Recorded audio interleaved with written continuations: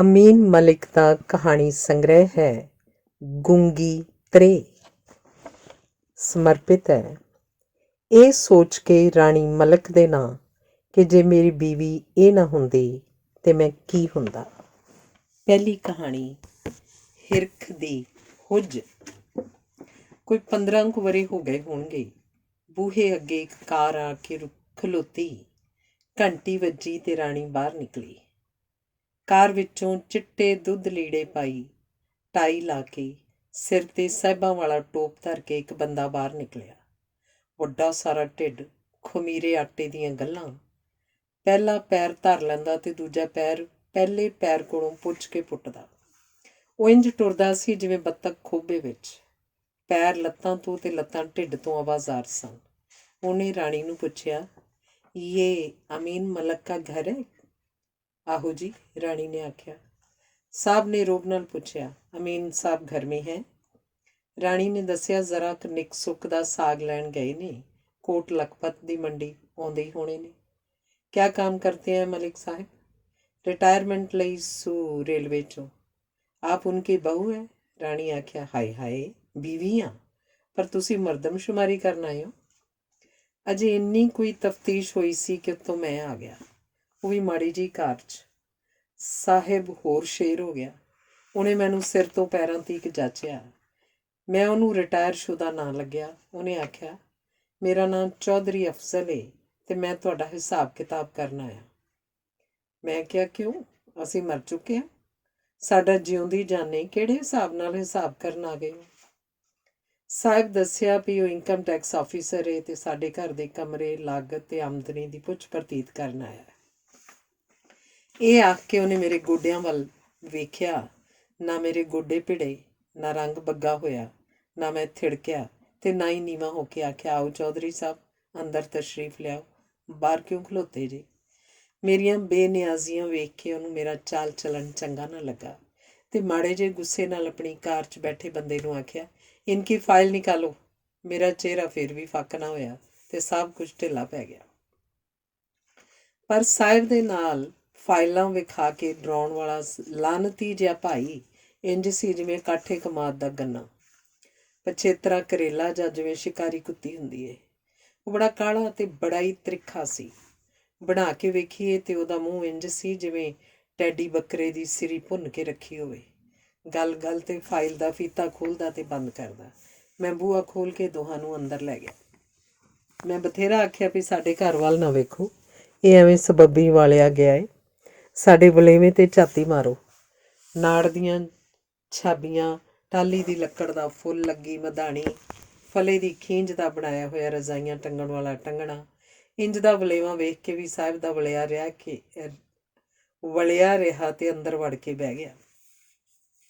ਮੈਂ ਉਹਦੇ ਨਾਲ ਇੰਝ ਗੱਲਾਂ ਕਰਾਂ ਜਿਵੇਂ ਸਾਡੇ ਪਿੰਡੋਂ ਮਹਿੰਦਰ ਆਇਆ ਹੁੰਦਾ। ਇਹ ਸਾਰਾ ਕੁਝ ਵੇਖ ਕੇ ਉਹਨੂੰ ਮੇਰੀ ਅਕਲ ਤੇ, ਸੁਭਾਅ ਤੇ ਆਪਣੀ ਅਫਸਰੀ ਤੇ ਸ਼ੱਕ ਵੀ ਪਿਆ। ਉਹਨੇ ਬੜਾ ਚਿਰ ਆਪਣਾ ਮੂੰਹ ਪੀਡਾ ਕੀਤੀ ਰੱਖਿਆ, ਗੋਲਡ ਲੀਫ ਦਾ ਸਿਗਰਟ ਵੀ ਲਾਇਆ, ਉਰਦੂ 'ਚ ਅੰਗਰੇਜ਼ੀ ਦੇ ਸ਼ਬਦ ਵੀ ਵਰਤੇ। ਮੈਂ ਚਾਹ ਵੱਲੋਂ ਪੁੱਛਿਆ ਤੇ ਅਫਸਰਾਂ ਵਾਲੀ ਨਾ ਵੀ ਕੀਤੀ। ਘੜੀ ਮੁੜੀ ਬੋਝੇ 'ਚੋਂ ਕਲਮ ਵੀ ਕੱਢ ਕੇ ਖੋਲ੍ਹਿਆ, ਬੰਦ ਕੀਤਾ, ਪਰ ਕਿੱਥੋਂ।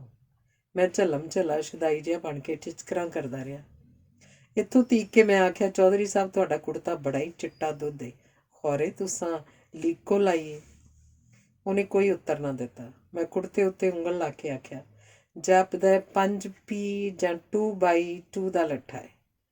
ਉਹ ਨਾ ਕੂਇਆ। ਇਹ ਮੇਰੀਆਂ ਗੱਲਾਂ ਰਿਸ਼ਵਤ ਦੇਣ ਵਾਲੀ ਪਟੜੀ ਤੋਂ ਉਤਰੀਆਂ ਲੱਗੀਆਂ ਤੇ ਅਫਸਰੀ ਦੀ ਸ਼ਾਨ ਦੇ ਖਿਲਾਫ ਸਮਝ ਕੇ ਉਹਨੇ ਹੋਰ ਮੂੰਹ ਵੱਟ ਲਿਆ। ਮੈਂ ਇੱਕ ਵਾਰਾਂ ਫਿਰ ਚਾਹ ਦੀ ਸੁਲ੍ਹਾ ਮਾਰੀ, ਪਰ ਉਹਨੇ ਟਾਈ ਦੀ ਗੰਢ ਉੱਤੇ ਹੱਥ ਫੇਰ ਕੇ ਆਖਿਆ, "ਨਹੀਂ ਨਹੀਂ, ਹਮਾਰੇ ਪਾਸ ਚਾय का वक्त नहीं है, काम की बातें करें।" ਮੈਂ ਆਖਿਆ, "ਚੌਧਰੀ ਜੀ, ਚਾਹ ਵੇਲੇ ਦਾ ਵੇਲਾ ਜੀ, ਘੱਟੋ ਘੱਟ ਚਾਹ ਤੇ ਸਾਡੇ ਘਰੋਂ ਪੀ ਕੇ ਜਾਓ। ਕੀ ਕਰਦੇ ਹੋ ਮੋਤੀਆਂ ਵਾਲਿਓ?"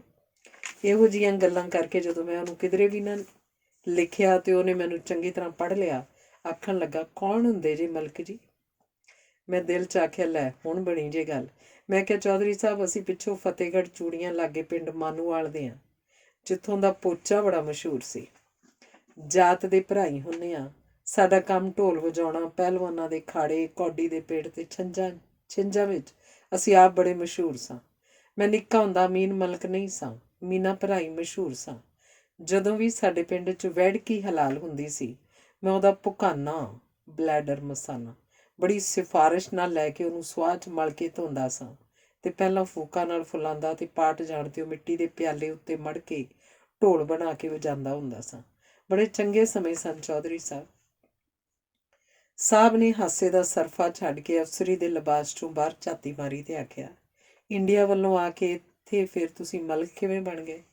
ਮੈਂ ਕਿਹਾ, ਸਾਊਦੀ ਅਰਬ ਚਲਾ ਗਿਆ, 4 ਛਿੱਲੜ ਇਕੱਠੇ ਕੀਤੇ, ਪਾਕਿਸਤਾਨ ਪਰਤਿਆ ਅਤੇ ਅਮੀਨ ਨਾਲ ਮਲਕ ਵੀ ਜੋੜ ਲਿਆ। ਸਾਹਿਬ ਨੇ ਆਪਣੀ ਗਾਡੀ ਸੰਡੇ ਜਿੱਡੀ ਧੌਣ ਤੋਂ ਟਾਈ ਦੀ ਗੰਢ ਢਿੱਲੀ ਕਰ ਲਈ, ਢਿੱਡ ਨੂੰ ਕੁਰਸੀ ਤੋਂ ਅੱਗੇ ਖਿਸਕਾਇਆ ਅਤੇ ਫਾਈਲਾਂ ਵਾਲੇ ਬੰਦੇ ਨੂੰ ਆਖਣ ਲੱਗਾ, बैठ जाइए अंसारी साहब, काम तो होते ही रहेंगे। अमीन साहब रौनकी लगती है। ਇਹ ਗੱਲ ਸੁਣ ਕੇ ਅੰਸਾਰੀ ਸਾਹਿਬ ਨੂੰ ਚੌਥਾ ਚੜ੍ਹ ਗਿਆ। ਉਹ ਬਹਿ ਗਿਆ, ਪਰ ਦਿਲ 'ਚ ਆਖਿਆ ਹੋਸੀ, ਅਮੀਨ ਦੀ ਰੌਣਕ ਨਾਲ ਕੋਈ ਮੇਰੀ ਜਨਾਨੀ ਬਿਊਟੀ ਬਾਕਸ ਖਰੀਦ ਲਏਗੀ। ਮੇਰਾ ਪੁੱਤ ਲੀ ਵਾਈਜ਼ ਦੀਆਂ ਜੀਨਾਂ ਅਤੇ ਧੀ ਮੈਕਸ ਫੈਕਟਰ ਦਾ ਮੇਕਅਪ ਅਮੀਨ ਦੀ ਰੌਣਕ ਨਾਲ ਤੇ ਨਹੀਂ ਲਿਆ ਸਕਦੀ। ਉਹਨੇ ਆਪਣੀ ਬੰਜਰ ਬੂਥੀ ਉੱਤੇ ਹੱਥ ਫੇਰਿਆ ਅਤੇ ਆਪਣੀ ਅਫਸਰ ਦੀ ਮੰਨ ਕੇ ਬਹਿ ਗਿਆ। ਅਫਸਰੀ ਦਾ ਭੜਪੜਾ ਕੱਚਾ ਪਿੱਲਾ ਜਿਹਾ ਰਹਿ ਗਿਆ ਅਤੇ ਅਫਸਰ ਪੰਜਾਬੀ 'ਚ ਆ ਗਿਆ। ਚਾਹ ਵੀ ਮੰਗ ਲਈ, ਮਿੱਠੇ ਤੋਂ ਬਗੈਰ। ਹੁਣ ਉਹ ਨਿਰਾ ਇਨਸਾਨ ਹੀ ਸੀ। ਅਫਸਰੀ ਦੇ ਕਫਨ 'ਚੋਂ ਅਸਲੀ ਇਨਸਾਨ ਬਾਹਰ ਆ ਗਿਆ ਸੀ। ਉਸ ਗੱਲ ਟੋਰੀ ਤੇ ਆਖਣ ਲੱਗਾ, ਮਲਿਕ ਜੀ, ਤੁਸੀਂ ਤੇ ਇਸਮ ਬਾ ਮੁਸੰਮਾ ਹੋ। ਇਹ ਸੁਣ ਕੇ ਮੈਨੂੰ ਵੱਟ ਜਿਹਾ ਚੜਿਆ ਅਤੇ ਜੀ ਕੀਤਾ ਉਹਨੂੰ ਆਖਾ, ਤੇਰਾ ਪਿਓ ਹੋਏਗਾ ਮੁਸੰਮਾ। ਪਰ ਰਾਣੀ ਨੇ ਬੁੱਲਾਂ 'ਤੇ ਉਂਗਲ ਰੱਖ ਕੇ ਮੈਨੂੰ ਡੱਕਿਆ। ਮੈਂ ਜਾਂਚ ਲਿਆ ਵੀ ਮੁਸੰਮਾ ਕੋਈ ਚੰਗੀ ਸ਼ੈ ਈ। ਫਿਰ ਉਹ ਹੌਲੀ ਹੌਲੀ ਸਾਰਾ ਕੁਝ ਭੁੱਲ ਗਿਆ ਭਈ ਉਹ ਕਿੱਧਰ ਆਇਆ ਸੀ ਅਤੇ ਉਹਦੀ ਹੈਸੀਅਤ ਕੀ ਹੈ। ਉਹ ਥੋੜ੍ਹਾ ਜਿਹਾ ਸੰਜੀਦਾ ਹੋ ਕੇ ਗੱਲਾਂ ਕਰਨ ਲੱਗ ਪਿਆ। ਆਖਣ ਲੱਗਾ, ਮਲਿਕ ਜੀ, ਯਕੀਨ ਕਰੋ, ਤੁਹਾਡਾ ਇਹ ਪਹਿਲਾ ਘਰ ਏ ਜਿਹਦੀਆਂ ਜੀਆਂ ਦਾ ਮੈਨੂੰ ਵੇਖ ਕੇ ਰੰਗ ਫੱਕ ਨਹੀਂ ਹੋਇਆ ਅਤੇ ਜਿਨ੍ਹਾਂ ਨੇ ਮੇਰੇ ਤਰਲੇ ਮਿੰਨਤਾਂ ਨਹੀਂ ਕੀਤੀਆਂ। ਅਤੇ ਮੇਰੀ ਇਸ ਗੱਲ 'ਤੇ ਵੀ ਯਕੀਨ ਕਰ ਲਓ ਕਿ ਇਸ ਘਰ ਵਿੱਚ ਇੱਕ ਸਕੂਨ, ਰੌਣਕ, ਹਰਿਆਲੀ ਅਤੇ ਖੁਸ਼ਹਾਲੀ ਜਿਹੜੀ ਮੈਨੂੰ ਦਿਸ ਰਹੀ ਹੈ, ਕਿਧਰੇ ਵੇਖਣ 'ਚ ਨਹੀਂ ਆਈ। ਤੁਹਾਡੇ ਤੋਂ ਪਿਛਲੇ ਘਰ ਇਜ਼ਹਾਰ ਲਿਮਿਟਿਡ ਵਾਲੇ, ਖਿਓੜਾ ਲੂਣ ਵਾਲੇ, IG ਪੰਜਾਬ ਅਤੇ ਹੋਰ ਬੜੇ ਨੇ। ਉਹ ਮੇਰਾ ਨਾਂ ਸੁਣ ਕੇ ਸਹਿਮ ਗਏ ਅਤੇ ਉਹਨਾਂ ਨੇ ਕੀ ਪੇਸ਼ ਕੀਤਾ ਅਤੇ ਆਖਿਆ ਏ ਵੀ ਸਾਡੇ ਘਰ ਦੀ ਲਾਗਤ 50 ਲੱਖ ਦੀ ਬਜਾਏ 35 ਲੱਖ ਲਿਖ ਦਿਓ। ਕੀ ਦੱਸਾਂ ਕਿਹਦਾ ਕੀ ਹਾਲ ਹੋਇਆ ਹੈ। ਖੁਸ਼ਨਸੀਬ ਹੋ ਤੁਸੀਂ ਮੀਆਂ ਬੀਵੀ ਜਿਹੜੇ ਇਸ ਹਰੇ ਭਰੇ ਵਸਦੇ ਰਸਤੇ ਘਰ 'ਚ ਹੱਸ ਖੇਡ ਰਹੇ ਹੋ। ਸਾਹਿਬ ਨੇ ਆਪਣਾ ਕੋਟਲਾ ਸੱਜੇ ਪਾਸੇ ਦੂਜੀ ਕੁਰਸੀ 'ਤੇ ਰੱਖ ਕੇ ਆਖਿਆ, ਹੋਰ ਦੱਸੋ ਮਲਕ ਜੀ, ਤੁਸੀਂ ਸਾਊਦੀ ਅਰਬ ਸਿਰਫ ਆਪਣੇ ਨਾਂ ਨਾਲ ਮਲਿਕ ਦਾ ਇਜ਼ਾਫਾ ਕਰਨੀ ਗਏ ਸੋ? ਮੈਂ ਹੱਸਿਆ ਅਤੇ ਉਹਨੇ ਆਖਿਆ, ਐਵੇਂ ਖੱਜਲ ਹੁੰਦੇ ਰਹੇ ਜੇ। ਜਾਓ ਵੇਖੋ, ਤੁਹਾਡੇ ਗੁਆਂਢ ਇਤਫਾਕ ਵਾਲਿਆਂ ਦੀ ਮਸੀਤ 'ਚ ਇੱਕ ਮੌਲਵੀ ਨਿੱਕਾ ਜਿਹਾ ਨਾਂ ਲੈ ਕੇ ਆਇਆ ਸੀ ਅਤੇ 4 ਦਿਹਾੜੇ ਜੁਮਾ ਪੜ੍ਹਾ ਕੇ ਬੋਲ ਬਚਨਾਂ ਨਾਲ ਏਡਾ ਉੱਚਾ ਚਲਾ ਗਿਆ ਕਿ ਉਹਨੂੰ ਵੇਖਣ ਲੱਗਿਆ ਪੱਗ ਡਿੱਗ ਪੈਂਦੀ ਹੈ। ਤੁਸੀਂ ਹੁਣ ਉਹਦਾ ਨਾਂ ਪੜ੍ਹ ਕੇ ਵੇਖੋ, ਪੂਰਾ ਥਾਨ ਲੱਗਦਾ ਉਹਦਾ ਨਾਂ ਲਿਖਵਾਉਣ 'ਤੇ। ਤੁਸੀਂ ਐਵੇਂ ਦੇਸ ਵਿਦੇਸ ਇੱਕ ਮਲਿਕ ਦਾ ਵਾਅਦਾ ਕਰਨ ਲਈ ਧੱਕੇ ਖਾਧੇ। ਇੱਥੇ ਦਿਨਾਂ 'ਚ ਏਡਾ ਲੰਮਾ ਨਾਂ ਹੋ ਜਾਂਦਾ ਭਈ ਇੱਕ ਸਾਹ 'ਚ ਬੋਲਿਆ ਹੀ ਨਹੀਂ ਜਾਂਦਾ। ਮੈਂ ਕਿਹਾ, ਚੌਧਰੀ ਜੀ, ਇਤਫਾਕ ਵਾਲਿਆਂ ਦੀ ਮਸੀਤ 'ਤੇ ਇਤਫਾਕ ਨਾਲ ਹੀ ਹੱਥ ਆਉਂਦੀ ਹੈ ਨਾ। ਮੈਂ ਐਵੇਂ ਇੰਜੀਨੀਅਰਿੰਗ ਪੜ੍ਹਦਾ ਰਿਹਾ, ਪਤਾ ਹੁੰਦਾ ਤੇ ਕੱਚੀ ਰੋਟੀ, ਪੱਕੀ ਰੋਟੀ, ਇਲਮ ਦੀ ਕੁੰਜੀ ਅਤੇ ਬਹਿਸ਼ਤੀ ਜੇਵਰ ਪੜ੍ਹ ਕੇ ਸੋਨੇ ਨਾਲ ਲੱਦਿਆ ਜਾਂਦਾ। ਸਾਹਿਬ ਨੇ ਦੱਸਿਆ ਵੀ ਇਤਫਾਕ ਵਾਲਿਆਂ ਦੀ ਮਸੀਤੇ 4 ਦਿਹਾੜੇ ਲਾਉਣ ਵਾਲੇ ਉਹ ਵੇਖ ਦੁਨੀਆ ਭਰ ਦੀਆਂ ਸੈਲਾਂ ਕਰਦੇ। ਹੁਣ ਉਹਨਾਂ ਦਾ ਨੱਕ ਵਗੇ ਤੇ ਲੰਦਨ, ਨਕਸੀਰ ਵਗੇ ਤੇ ਅਮਰੀਕਾ, ਅਤੇ ਜੇ ਮੁੜਕਾ ਵਗੇ ਤੇ ਸਵਿਟਜ਼ਰਲੈਂਡ ਉਡਾਰੀਆਂ ਮਾਰ ਜਾਂਦੇ ਜੇ। ਸਾਹਿਬ ਨੇ ਦੱਸਿਆ ਵੀ ਕੋਈ ਐਸਾ ਕੰਮ ਸਿੱਖੋ ਜਿਹੜਾ ਕੰਮ ਕੀਤਿਓਂ ਬਿਨਾਂ ਕੰਮ ਆਵੇ। ਮੈਂ ਆਖਿਆ, ਅੱਛਾ ਸਾਹਿਬ ਜੀ, ਕੋਈ ਅੱਛਾ ਜਿਹਾ ਕੰਮ ਤੁਸੀਂ ਦੱਸੋ। ਪਰ ਮੈਂ ਮੌਲਵੀ ਨਹੀਂ ਜੇ ਬਣਨਾ। ਇੱਕ ਤੇ ਦਾੜੀ ਰੱਖਣੀ ਪਏਗੀ, ਦੂਜੇ ਟਾਈ ਕਿਸੇ ਨੇ ਨਹੀਂ ਲਾਉਣ ਦੇਣੀ, ਅਤੇ ਤੀਜਾ ਸਭ ਤੋਂ ਵੱਡਾ ਦੁੱਖ ਇਹ ਹੁੰਦਾ ਵੀ ਮੌਲਵੀ ਜਲੇਬੀਆਂ ਵੀ ਖਾਂਦਾ ਫੜਿਆ ਜਾਏ ਅਤੇ ਲੋਕ ਆਉਂਦੇ ਨੇ, ਵੇਖੋ ਇਹ ਮੌਲਵੀ ਜਲੇਬੀਆਂ ਖਾਂਦਾ ਜੀ।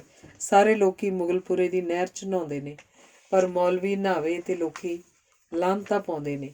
ਨਹਾਏ ਵੀ ਅਤੇ ਨਾ ਉਲਟਬਾਜ਼ੀ ਪਾ ਸਕਦਾ, ਨਾ ਟੁੱਬੀ ਅਤੇ ਨਾ ਡਾਈ ਮਾਰ ਸਕਦਾ। ਅਤੇ ਨਾਲੇ ਸਾਹਿਬ ਜੀ, ਮੌਲਵੀ ਬਣ ਕੇ ਕਿਸੇ ਨੇ ਬੋ ਹੋਈ ਗੁੱਡੀ ਦੇ ਪਿੱਛੇ ਮੈਨੂੰ ਨੱਸਣ ਵੀ ਨਹੀਂ ਦੇਣਾ। ਕਿਸੇ ਲਲਾਰੀ ਕੋਲੋਂ ਆਪਣੀ ਜਨਾਨੀ ਦਾ ਲੀੜਾ ਰੰਗਵਾਉਂਦਾ ਫੜਿਆ ਗਿਆ ਅਤੇ ਲੋਕਾਂ ਆਖਣਾ, ਵੇਖ ਓਏ ਮੌਲਵੀ ਨੂੰ ਸ਼ਰਮ ਨਹੀਂ ਆਉਂਦੀ, ਕਿੰਝ ਦੇ ਕੰਮ ਕਰਦਾ ਜੀ। ਐਵੇਂ ਹਰ ਕੋਈ ਜਣਾ ਖਣਾ ਮੁਨਕਰ ਨਕੀਰ ਬਣ ਕੇ ਮੌਲਵੀ ਦੇ ਮੋਢਿਆਂ 'ਤੇ ਬਹਿ ਕੇ ਉਹਦੇ ਕਸੂਰ ਲਿਖਣ ਲੱਗ ਪੈਂਦਾ। ਚਮਚੇ ਨਾਲ ਹਦਵਾਣਾ ਖਾਂਦਾ ਫੜਿਆ ਜਾਏ ਤਾਂ ਵੀ ਚਲਾਨ। ਅਜੇ ਇੰਨੀਆਂ ਹੀ ਗੱਲਾਂ ਹੋ ਰਹੀਆਂ ਸਨ ਤੇ ਰਾਣੀ ਨੇ ਮੇਜ਼ ਤੇ ਰੋਟੀ ਰੱਖਦਿਆਂ ਆਖਿਆ, ਚਲੋ ਹੁਣ ਰੋਟੀ ਖਾਓ, ਗੋਲੀ ਮਾਰੋ ਮੌਲਵੀਆਂ ਨੂੰ, ਕਿਹੜੇ ਖਪਾਣੇ 'ਚ ਪੈ ਗਏ ਹੋ। ਸਾਹਿਬ ਨੇ ਸਲੂਣਾ ਫੋਲਿਆ, ਰੋਟੀਆਂ ਥੁੱਲੀਆਂ ਤੇ ਵੇਖ ਚੱਕ ਕੇ ਆਖਣ ਲੱਗਾ, ਇਹ ਰੋਟੀ ਤੇ ਮੇਰੇ ਖਾਣ ਵਾਲੀ ਨਹੀਂ। ਮੈਂ ਆਖਿਆ, ਚੌਧਰੀ ਸਾਹਿਬ ਐਲਿਜ਼ਬੈਥ ਟੇਲਰ ਦੀ ਡਾਈਟ ਖਾਂਦੇ ਹੋ। ਮੇਰੇ ਮਖੌਲ ਤੇ ਉਹ ਗਮਨਾਕ ਜਿਹਾ ਹੋ ਕੇ ਆਖਣ ਲੱਗਾ, ਅਮੀਨ ਸਾਹਿਬ ਲੂਣ ਨਹੀਂ ਖਾ ਸਕਦਾ, ਬਲੱਡ ਪ੍ਰੈਸ਼ਰ ਏ, ਮਿੱਠਾ ਨਹੀਂ ਖਾਂਦਾ, ਸ਼ੂਗਰ ਏ, ਤੇ ਤੁਹਾਡੀ ਚੋਪੜੀ ਰੋਟੀ ਤਾਂ ਨਹੀਂ ਖਾਧੀ ਜਾਂਦੀ ਪਈ, ਮੈਂ ਦਿਲ ਦਾ ਮਰੀਜ਼ ਹਾਂ ਤੇ ਥਿੰਦਾ ਉੱਕਾ ਹੀ ਬੰਦ ਏ। ਰਾਣੀ ਸ਼ੈਵਾਂ ਅੱਗੇ ਰੱਖਣ ਦੇ ਲੋਰ 'ਚ ਸੀ। ਉਹਨੂੰ ਇੰਨਾ ਕੁਝ ਸੁਣਿਆ ਵੀ ਮੈਂ ਸਾਰਾ ਕੁਝ ਹੀ ਨਹੀਂ ਖਾ ਸਕਦਾ। ਰਾਣੀ ਨੇ ਆਖਿਆ, ਹਾਏ ਭਾਜੀ, ਤੁਸੀਂ ਫਿਰ ਕੀ ਖਾਂਦੇ ਹੋ। ਜੀ ਕੀਤਾ ਉੱਠ ਕੇ ਉਂਗਲੀ ਉੱਚੀ ਕਰਕੇ ਆਖਾਂ, ਭਾਜੀ ਛਿੱਤਰ ਹੀ ਖਾਂਦੇ ਨੇ ਤੇ ਆਪਣੇ ਅਫਸਰੀ ਦਫ਼ਤਰ 'ਚ ਹਜ਼ਾਰ ਦੇ ਨੋਟ ਚੱਬਦੇ ਨੇ, ਜਿਵੇਂ ਬੱਕਰੀ ਪਿੱਪਲ ਦਾ ਸੁੱਕਾ ਪੱਤਾ ਚੱਬ ਜਾਂਦੀ ਹੈ।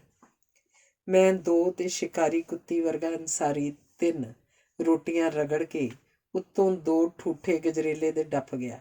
ਭੁੱਖਾ ਭਾਣਾ ਇਨਕਮ ਟੈਕਸ ਅਫਸਰ ਸੋਚਾਂ ਦੇ ਖੂਹ 'ਚ ਡੁੱਬ ਕੇ ਡਿਬਰ ਕੰਧਾਂ ਵੱਲ ਵੇਂਦਾ ਰਿਹਾ। ਉਹਦੀ ਤ੍ਰਿਹਾਈ ਰੂਹ ਨੂੰ ਖੌਰੇ ਕਦੀ ਕਿਸੇ ਨੇ ਪਿਆਰ ਦਾ ਪਿਆਲਾ ਵੀ ਫੜਾਇਆ ਸੀ ਕਿ ਨਹੀਂ। ਖੌਰੇ ਉਹਨੇ ਕੀ ਖਾ ਲਿਆ ਹੋਇਆ ਸੀ ਜਿਹਦੇ ਤੋਂ ਬਾਅਦ ਉਹ ਕੁਝ ਵੀ ਨਹੀਂ ਸੀ ਖਾ ਸਕਦਾ। ਪਤਾ ਨਹੀਂ ਕਿਹੜੇ ਕਣਕ ਦੇ ਦਾਣੇ ਨੇ ਖਾਣ ਪੀਣ ਤੇ ਹੱਸਣ ਖੇਡਣ ਦੀ ਜੰਨਤ 'ਚੋਂ ਕੱਢ ਛੱਡਿਆ ਸੀ। ਉਹ ਆਪਣੇ ਹੱਥ ਦੀ ਮੁੱਕੀ ਤੇ ਗੱਲ ਦਾ ਢੋਲ ਲਾ ਕੇ ਸਾਡੇ ਘਰ ਦੀਆਂ ਕੰਧਾਂ ਨੂੰ ਵੇਖ ਕੇ ਰੱਬ ਦਾ ਕੋਈ ਰੰਗ ਵੇਖਦਾ ਪਤਾ ਨਹੀਂ ਕਿੱਧਰ ਚਲਾ ਗਿਆ ਸੀ। ਮੈਂ ਆਪਣੇ ਅਹਿਸਾਸ ਦਾ ਕੰਨ ਉਹਦੇ ਹਿਰਦੇ ਦੇ ਨੇੜੇ ਕੀਤਾ ਤੇ ਮੈਨੂੰ ਕਿਸੇ ਬਿਮਾਰ ਦੀ ਹੁੰਗਰ ਸੁਣਾਈ ਦਿੱਤੀ। ਕਿਸੇ ਘਾਟਾ ਪਏ ਵਪਾਰੀ ਨੂੰ ਹੱਥ ਮਲਦਿਆਂ ਵੇਖਿਆ ਤੇ ਕਿਸੇ ਯਤੀਮ ਦੇ ਹੱਥੋਂ ਰੋਟੀ ਖੋ ਕੇ ਦੌੜੇ ਹੋਏ ਦਾ ਪਛਤਾਵਾ ਵੇਖਿਆ। ਸਾਹਿਬ ਦੇ ਅੰਦਰ ਕੋਈ ਰੌਲਾ ਸੀ, ਪਰ ਉਸ ਰੌਲੇ 'ਚ ਉਹਨੂੰ ਕਿਸੇ ਗੱਲ ਦੀ ਸਮਝ ਨਹੀਂ ਸੀ ਆ ਰਹੀ। ਉਹ ਕਿਸੇ ਬੁੱਢੜੀ ਨੂੰ ਚੁੱਪ ਕਰਾਉਂਦਾ ਤੇ ਯਤੀਮ ਬਾਲ ਨਾਲ ਰੋ ਪੈਂਦਾ। ਉਹ ਕਿਸੇ ਮੁਰਦੇ ਨੂੰ ਕਫਨ ਮੋੜਦਾ ਤੇ ਕਿਸੇ ਬਿਮਾਰ ਦੇ ਹੱਥੋਂ ਦਵਾਈ ਵਾਲੀ ਬੋਤਲ ਡਿੱਗ ਕੇ ਟੁੱਟ ਪੈਂਦੀ। ਉਹ ਕਿਸੇ ਲੰਗਾਰ ਲੱਥੇ ਲੀੜਿਆਂ ਵਾਲੇ ਦੇ ਜੁੜੇ ਹੋਏ ਹੱਥ ਵੇਖ ਕੇ ਦੂਜੇ ਪਾਸੇ ਮੂੰਹ ਕਰਦਾ ਤੇ ਕਿਸੇ ਬੇਵਾਹ ਦੀਆਂ ਅੱਖੀਆਂ ਦੇ ਅੱਥਰੂ ਉਹਨੂੰ ਡੋਬ ਦਿੰਦੇ। ਇਸ ਤੋਂ ਪਹਿਲਾਂ ਕਿ ਉਹਨੂੰ ਡੋਬ ਪੈ ਜਾਂਦਾ, ਮੈਂ ਉਹਨੂੰ ਪਾਣੀ ਦਾ ਗਲਾਸ ਫੜਾਇਆ। ਉਹ ਸਵਾਰਾ ਹੋ ਕੇ ਬਹਿ ਗਿਆ। ਆਪਣੇ ਅੰਦਰ ਦੀ ਕੁਰਬਲ ਤੋਂ ਜਾਨ ਛੁਡਾ ਕੇ ਆਖਣ ਲੱਗਾ, ਮਲਿਕ ਜੀ, ਵਾਲਟਨ ਕਾਲਜ ਤੁਸੀਂ ਪ੍ਰਮੋਸ਼ਨਲ ਕੋਰਸਿਸ ਦੀਆਂ ਕਲਾਸਾਂ ਨੂੰ ਪੜ੍ਹਾਉਂਦੇ ਸੋ। ਉੱਥੇ ਤੇ ਰਿਸ਼ਵਤ ਦੇਣ ਵਾਲੇ ਮਗਰ ਫਿਰਦੇ ਨੇ। ਤੁਸੀਂ 12 ਵਰ੍ਹੇ ਪਹਿਲਾਂ ਹੀ ਨੌਕਰੀ ਕਿਉਂ ਛੱਡ ਦਿੱਤੀ। ਮੈਂ ਕਿਹਾ, ਉਹ ਤੇ ਵਿਚਾਰੇ ਬੜੇ ਚੰਗੇ ਸਨ, ਪੈਸੇ ਲੈ ਕੇ ਆਉਂਦੇ ਰਹੇ, ਮੈਂ ਹੀ ਨਹੀਂ ਸੀ ਚੰਗਾ। ਉਹਨਾਂ ਦੀ ਗੱਲ ਨਾ ਮੰਨੀ, ਉਹ ਤਰਲੇ ਕਰਦੇ ਰਹੇ, ਮੈਂ ਰੱਬ ਕੋਲੋਂ ਡਰਦਾ ਰਿਹਾ। ਮੈਂ ਬੜਾ ਆਖਿਆ, ਤੁਸੀਂ ਪਾਸ ਹੋਣ ਲਈ ਰੱਬ ਦੇ ਤਰਲੇ ਕਰੋ ਤੇ ਮੈਂ ਪੈਸੇ ਮੰਗਣ ਲਈ ਰੱਬ ਅੱਗੇ ਵਾਸਤਾ ਪਾ ਲਵਾਂਗਾ। ਪਰ ਉਹਨਾਂ ਵਿੱਚੋਂ ਬਹੁਤ ਆਖਦੇ ਹੋਣਗੇ ਕਿ ਬੰਦਾ ਕਿਹੜੇ ਪੁੱਠੇ ਪਾਸੇ ਲਾਉਂਦਾ ਹੈ, ਸਿੱਧਾ ਹੀ ਕਿਉਂ ਨਹੀਂ ਆਉਂਦਾ, ਮੈਂ ਫੇਲ ਕਰਨਾ ਹੈ। ਮੈਨੂੰ ਚੰਗੀ ਤਰ੍ਹਾਂ ਯਾਦ ਹੈ, ਸ਼ਾਮ ਜਦੋਂ 4 ਬੰਦੇ ਘਰ ਆ ਕੇ ਸਾਰੀ ਕਲਾਸ ਕੋਲੋਂ ਇਕੱਠੀ ਕੀਤੀ ਹੋਈ ਲੰਮੀ ਚੌੜੀ ਰਕਮ ਮੇਰੇ ਅੱਗੇ ਰੱਖ ਕੇ ਮੇਰਾ ਅਗਲਾ ਜਹਾਨ ਖਰਾਬ ਕਰਨ ਦੇ ਯਤਨ ਕਰਨੋਂ ਨਾ ਟਲੇ, ਤੇ ਮੈਂ ਆਖਿਆ ਸੀ, ਜੇ ਮੈਨੂੰ ਮਾਈ ਬਾਪ ਵੀ ਆਂਦੇ ਹੋ ਤੇ ਫਿਰ ਧਿਆਨ ਨਾਲ ਸੁਣੋ। ਤੁਸੀਂ ਇਹਨਾਂ ਪੈਸਿਆਂ ਦਾ ਆਪਣੇ ਬਾਲਾਂ ਲਈ ਆਟਾ ਲੈਣਾ ਹੈ ਤੇ ਮੈਂ ਇਸ ਰਕਮ ਨਾਲ ਆਪਣੀ ਕਾਰ ਜਾਂ ਸੋਫਾ ਬਦਲ ਕੇ ਤੁਹਾਡੇ ਬਾਲਾਂ ਦੇ ਆਟੇ ਉੱਤੇ ਬਹਿ ਜਾਵਾਂਗਾ ਜਾਂ ਉੱਤੇ ਚੜ੍ਹ ਕੇ ਹੂਟੇ ਲਵਾਂਗਾ। ਜਾਓ, ਭਲਾ ਰੱਬ ਕੋਲੋਂ ਮੰਗ ਕੇ ਵੇਖੋ। ਆਖਿਰ ਰੱਬ ਨੇ ਵੀ ਕਰ ਵਿਖਾਇਆ। ਉਹ ਸਾਰੇ ਪਾਸ ਹੋ ਗਏ ਤੇ ਮੈਨੂੰ ਵੀ ਰੱਬ ਨੇ ਉਹਨਾਂ ਕੋਲੋਂ ਪਾਸ ਕਰਵਾ ਦਿੱਤਾ। ਇੰਨੇ ਚਿਰ 'ਚ ਰਾਣੀ 3 ਗਲਾਸਾਂ 'ਚ ਅਨਾਰਾਂ ਦਾ ਜੂਸ ਧਰ ਕੇ ਲੈ ਆਈ। ਗਰਮੀਆਂ ਦੀ ਰੁੱਤ 'ਚ ਬਲੌਰੀ ਗਲਾਸ 'ਚ ਅਨਾਰਾਂ ਦਾ ਜੂਸ ਵੇਖ ਕੇ ਜੀ ਕਰੇ ਇਹਨੂੰ ਅੱਖਾਂ ਨਾਲ ਹੀ ਪੀ ਜਾਈਏ। ਪਰ ਜਦੋਂ ਚੌਧਰੀ ਸਾਹਿਬ ਨੇ ਇੱਕ ਹੌਕਾ ਭਰ ਕੇ ਉਸ ਨਿਆਮਤ ਤੋਂ ਨਾ ਕਰ ਦਿੱਤੀ ਤੇ ਮੈਂ ਆਪਣਾ ਗਲਾਸ ਵੀ ਮੋੜ ਦਿੱਤਾ। ਪੀਂਦਾ ਵੀ ਕਿਵੇਂ, ਇੱਕ ਮਜਬੂਰ ਤਰਿਹਾਈ ਦੇ ਸਾਹਮਣੇ ਬਹਿ ਕੇ ਅਨਾਰਾਂ ਦਾ ਰਸ ਪਰ ਅਨਸਾਰੀ ਪੀ ਗਿਆ, ਕਿਸੇ ਬੇਗੁਨਾਹ ਤੇ ਲਹੂ ਵਾਂਗ। ਇਨਕਮ ਟੈਕਸ ਅਫਸਰ ਨੇ ਇੱਕ ਹੋਰ ਪਾਣੀ ਦਾ ਗਲਾਸ ਪੀਤਾ ਤੇ ਪੁੱਛਣ ਲੱਗਾ, ਮਲਿਕ ਜੀ, ਤੁਸੀਂ ਨੌਕਰੀ ਛੱਡੀ ਕਿਉਂ। ਮੈਂ ਕਿਹਾ, ਚੌਧਰੀ ਸਾਹਿਬ ਰਿਸ਼ਵਤ ਨਾ ਖਾਣ ਦੇ ਕੇਸ 'ਚ ਫੜਿਆ ਗਿਆ ਤੇ ਉਤਲਿਆਂ ਆਖਿਆ, ਤੂੰ ਸਾਡੇ ਕੰਮ ਦਾ ਨਹੀਂ, ਜਾ ਕੇ ਕੋਈ ਹੋਰ ਕੰਮ ਕਰ। ਚੌਧਰੀ ਨੇ ਠੋਡੀ ਤੇ ਉਂਗਲ ਰੱਖ ਕੇ ਆਖਿਆ, ਇਹ ਕਿੰਜ ਦੀ ਗੱਲ ਹੋਈ। ਲੋਕੀ ਤੇ ਵੱਡੀ ਖਾਂਦੇ ਫੜੇ ਜਾਂਦੇ ਨੇ ਤੇ ਤੁਸੀਂ ਨਾ ਖਾਂਦੇ ਕਿਵੇਂ ਫੜੇ ਗਏ।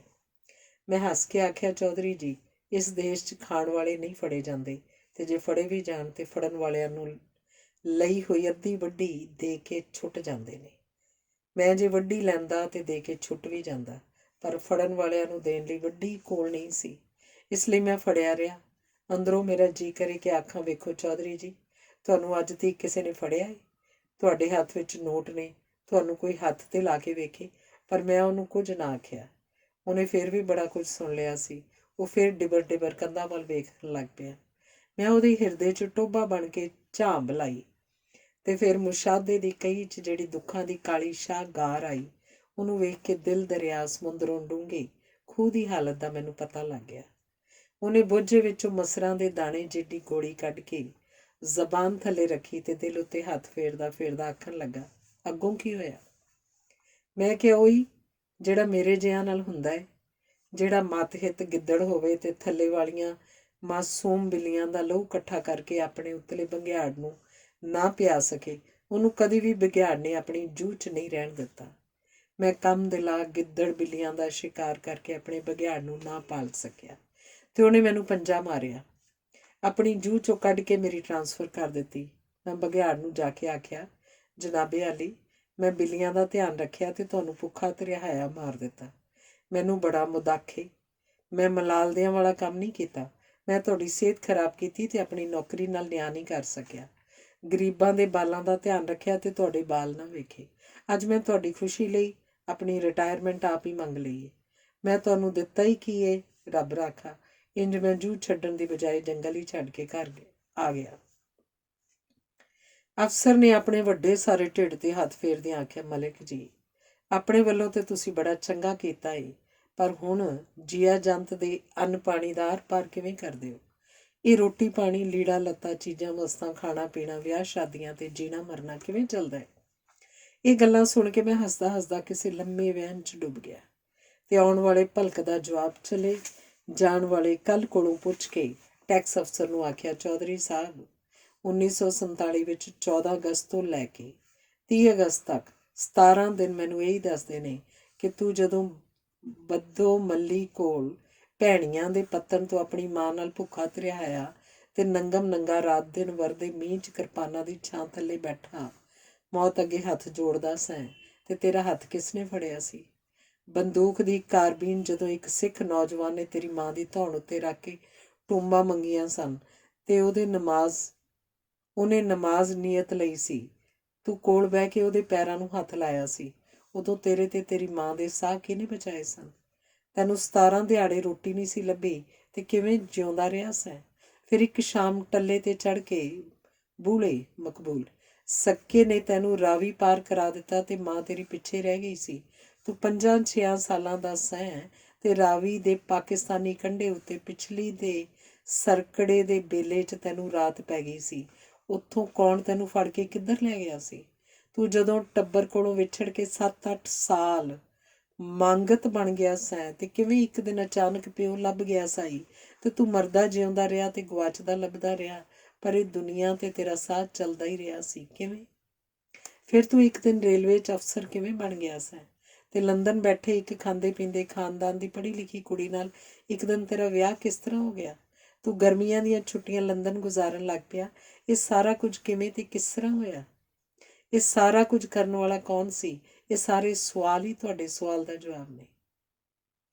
ਮੈਨੂੰ ਇੰਝ ਲੱਗਾ ਜਿਵੇਂ ਅਫਸਰ ਨੇ ਮੇਰੀਆਂ ਗੱਲਾਂ ਸਾਹ ਬੰਦ ਕਰ ਸੁਣੀਆਂ। ਕਿਉਂ ਜੇ ਜਦੋਂ ਉਹਨੇ ਹੌਕੇ ਵਰਗਾ ਸਾਹ ਕੱਢਿਆ ਤੇ ਇਸ ਤਰ੍ਹਾਂ ਲੱਗਾ ਜਿਵੇਂ ਕਿਸੇ ਫਲੂਸ 'ਚ ਮੋਰੀ ਹੋ ਗਈ ਹੋਵੇ। ਸਾਰੇ ਚੁੱਪ ਕਰ ਗਏ ਤੇ ਕੁਝ ਚਿਰ ਗੰਭੀਰਤਾ ਜਿਹੀ ਝੁੱਲੀ ਰਹੀ। ਚੌਧਰੀ ਅਫਜ਼ਲ ਆਪਣਾ ਖੱਬਾ ਹੱਥ ਖੋਲ੍ਹ ਕੇ ਤਲੀ ਦੀਆਂ ਲਕੀਰਾਂ ਉੱਤੇ ਉਂਗਲਾਂ ਫੇਰਦਾ ਰਿਹਾ। ਸੁੰਨ ਮਸਾਨ ਜਿਹੀ ਵੇਖ ਕੇ ਰਾਣੀ ਨੇ ਆਪਣਾ ਹੀ ਆਦਤ ਵਸ ਆਵਾਜ਼ ਮਾਰੀ ਤੇ ਆਖਣ ਲੱਗੀ, ਹਾਏ ਹਾਏ, ਕੀ ਸੱਪ ਸੁੰਘ ਗਿਆ ਜੇ? ਕਾਹਦੇ ਲਈ ਦੜ ਵੱਟ ਲਈ ਜੇ? ਅਫਸਰ ਨੇ ਸਿਰ ਚੁੱਕ ਕੇ ਰਾਣੀ ਵੱਲ ਇੰਝ ਵੇਖਿਆ ਜਿਸ ਤਰ੍ਹਾਂ ਹਨੇਰ ਘੁੱਪ ਕੋਠੜੀ 'ਚ ਕਿਸੇ ਨੇ ਅਚਨਚੇਤ ਤੀਲੀ ਬਾਲ ਦਿੱਤੀ ਹੋਵੇ। ਮੈਂ ਵੀ ਇਸ ਉਡੀਕ 'ਚ ਸਾਂ ਕਿ ਟੈਕਸ ਅਫਸਰ ਆਪਣੇ ਅੰਦਰ ਸੋਚਾਂ ਦੀ ਪੱਕਦੀ ਹੋਈ ਖਿਚੜੀ ਦੇ ਪਤੀਲੇ ਤੋਂ ਆਪ ਹੀ ਢੱਕਣ ਚੁੱਕੇ ਤੇ ਕੁਝ ਆਖੇ। ਉਹਨੇ ਰਾਣੀ ਨੂੰ ਬਸ ਇੰਨਾ ਹੀ ਆਖਿਆ, ਬੜੀ ਖੁਸ਼ ਨਸੀਬ ਏ ਮੇਰੀ ਇਹ ਨਿੱਕੀ ਭੈਣੇ। ਰਾਣੀ ਨੇ ਅੱਗੋਂ ਕਿਹਾ, ਭਾਜੀ, ਇਹ ਤੇ ਨਹੀਂ ਪਤਾ ਕਿ ਨਸੀਬ ਸਾਡੇ ਤੇ ਕਿੰਨਾ ਕੁ ਖੁਸ਼ ਏ, ਬਸ ਇੰਨਾ ਜਾਣਦੀ ਹਾਂ ਕਿ ਅਸੀਂ ਨਸੀਬ ਤੇ ਬੜੇ ਖੁਸ਼ ਹਾਂ। ਕਿੱਡੀ ਸੋਹਣੀ ਗੱਲ ਹੈ, ਰੱਬ ਇੰਝ ਹੀ ਖੁਸ਼ ਰੱਖੇ। ਅਫਸਰ ਨੇ ਦੋਵੇਂ ਹੱਥ ਮਲਦਿਆਂ ਆਖਿਆ। ਫਿਰ ਖੌਰੇ ਕੀ ਸੁੱਝੀ ਤੇ ਆਖਣ ਲੱਗਾ, ਰਾਣੀ ਭੈਣਾ, ਇਹ ਮਲਕ ਸਾਹਿਬ ਤੁਹਾਡੇ ਰਿਸ਼ਤੇਦਾਰ ਸਨ? ਰਾਣੀ ਖਿੜਖਿੜਾ ਕੇ ਹੱਸ ਪਈ ਤੇ ਆਖਣ ਲੱਗੀ, ਹਾਏ ਹਾਏ, ਕਿੱਥੋਂ? ਕਿਧਰੇ ਦੂਰ ਦੀ ਵੀ ਸਾਕਾਦਾਰੀ ਨਹੀਂ ਸੀ, ਪਰ ਹੁਣ ਇਹਦੇ ਤੋਂ ਨੇੜੇ ਕੋਈ ਸਾਕ ਵੀ ਨਹੀਂ। ਅਫਸਰ ਨੇ ਸਾਡੀ ਨਿੱਜੀ ਜ਼ਿੰਦਗੀ 'ਚ ਝਾਤੀ ਪਾਉਂਦਿਆਂ ਫੇਰ ਆਖਿਆ, ਮਲਕ ਜੀ, ਤੁਸੀਂ ਉੱਕੇ ਪੱਕੇ ਇੰਗਲੈਂਡ ਰਹਿ ਸਕਦੇ ਹੋ ਤੇ ਲੋਕਾਂ ਵਾਂਗੂ ਉੱਥੇ ਹੀ ਕਿਉਂ ਨਹੀਂ ਜਾ ਵਸੇ? ਮੈਂ ਕਿਹਾ, ਚੌਧਰੀ ਜੀ, ਇੱਥੋਂ ਉੱਜੜ ਕੇ ਉੱਥੇ ਉੱਜੜਿਆਂ ਵਰਗਾ ਵਸਣਾ ਕੀ ਕੋਈ ਵਸਣਾ ਹੈ? ਆਪਣੇ ਦੇਸ਼ 'ਚ ਮੈਂ ਜਦੋਂ ਚਾਹਵਾਂ ਮੱਝ ਲਿਆ ਕੇ ਬੰਨ੍ਹ ਲੈਣਾ। ਉੱਥੇ ਕੁੱਕੜੀ ਰੱਖਣ ਲੱਗਿਆਂ ਵੀ ਹਕੂਮਤ ਕੋਲੋਂ ਪੁੱਛਣਾ ਪੈਂਦਾ ਹੈ। ਤੇ ਨਾਲੇ ਮੇਰੇ ਦੇਸ਼ ਪੰਜਾਬ ਦੇ ਛੱਪੜ ਵਿੱਚ ਖਿੜਦੇ ਕਮੀਆਂ ਦੇ ਫੁੱਲ ਵੀ ਉਸ ਦੇਸ਼ ਦੇ ਤਾਰਿਆਂ ਨਾਲੋਂ ਸੋਹਣੇ ਨੇ। ਮੇਰੀ ਰੋਹੀ ਚੁੱਗੀ ਮੁਸ਼ਕਣ ਦੀਆਂ ਮੁੰਜਰਾਂ ਜਦੋਂ ਬੂਰ 'ਤੇ ਆਉਂਦੀਆਂ ਨੇ, ਉਹਨਾਂ ਵਰਗੀ ਕੋਈ ਖੁਸ਼ਬੂ ਫਰਾਂਸ ਦੇ ਕਿਸੇ ਸ਼ਹਿਰ 'ਚ ਅਜੇ ਤੱਕ ਨਹੀਂ ਬਣੀ।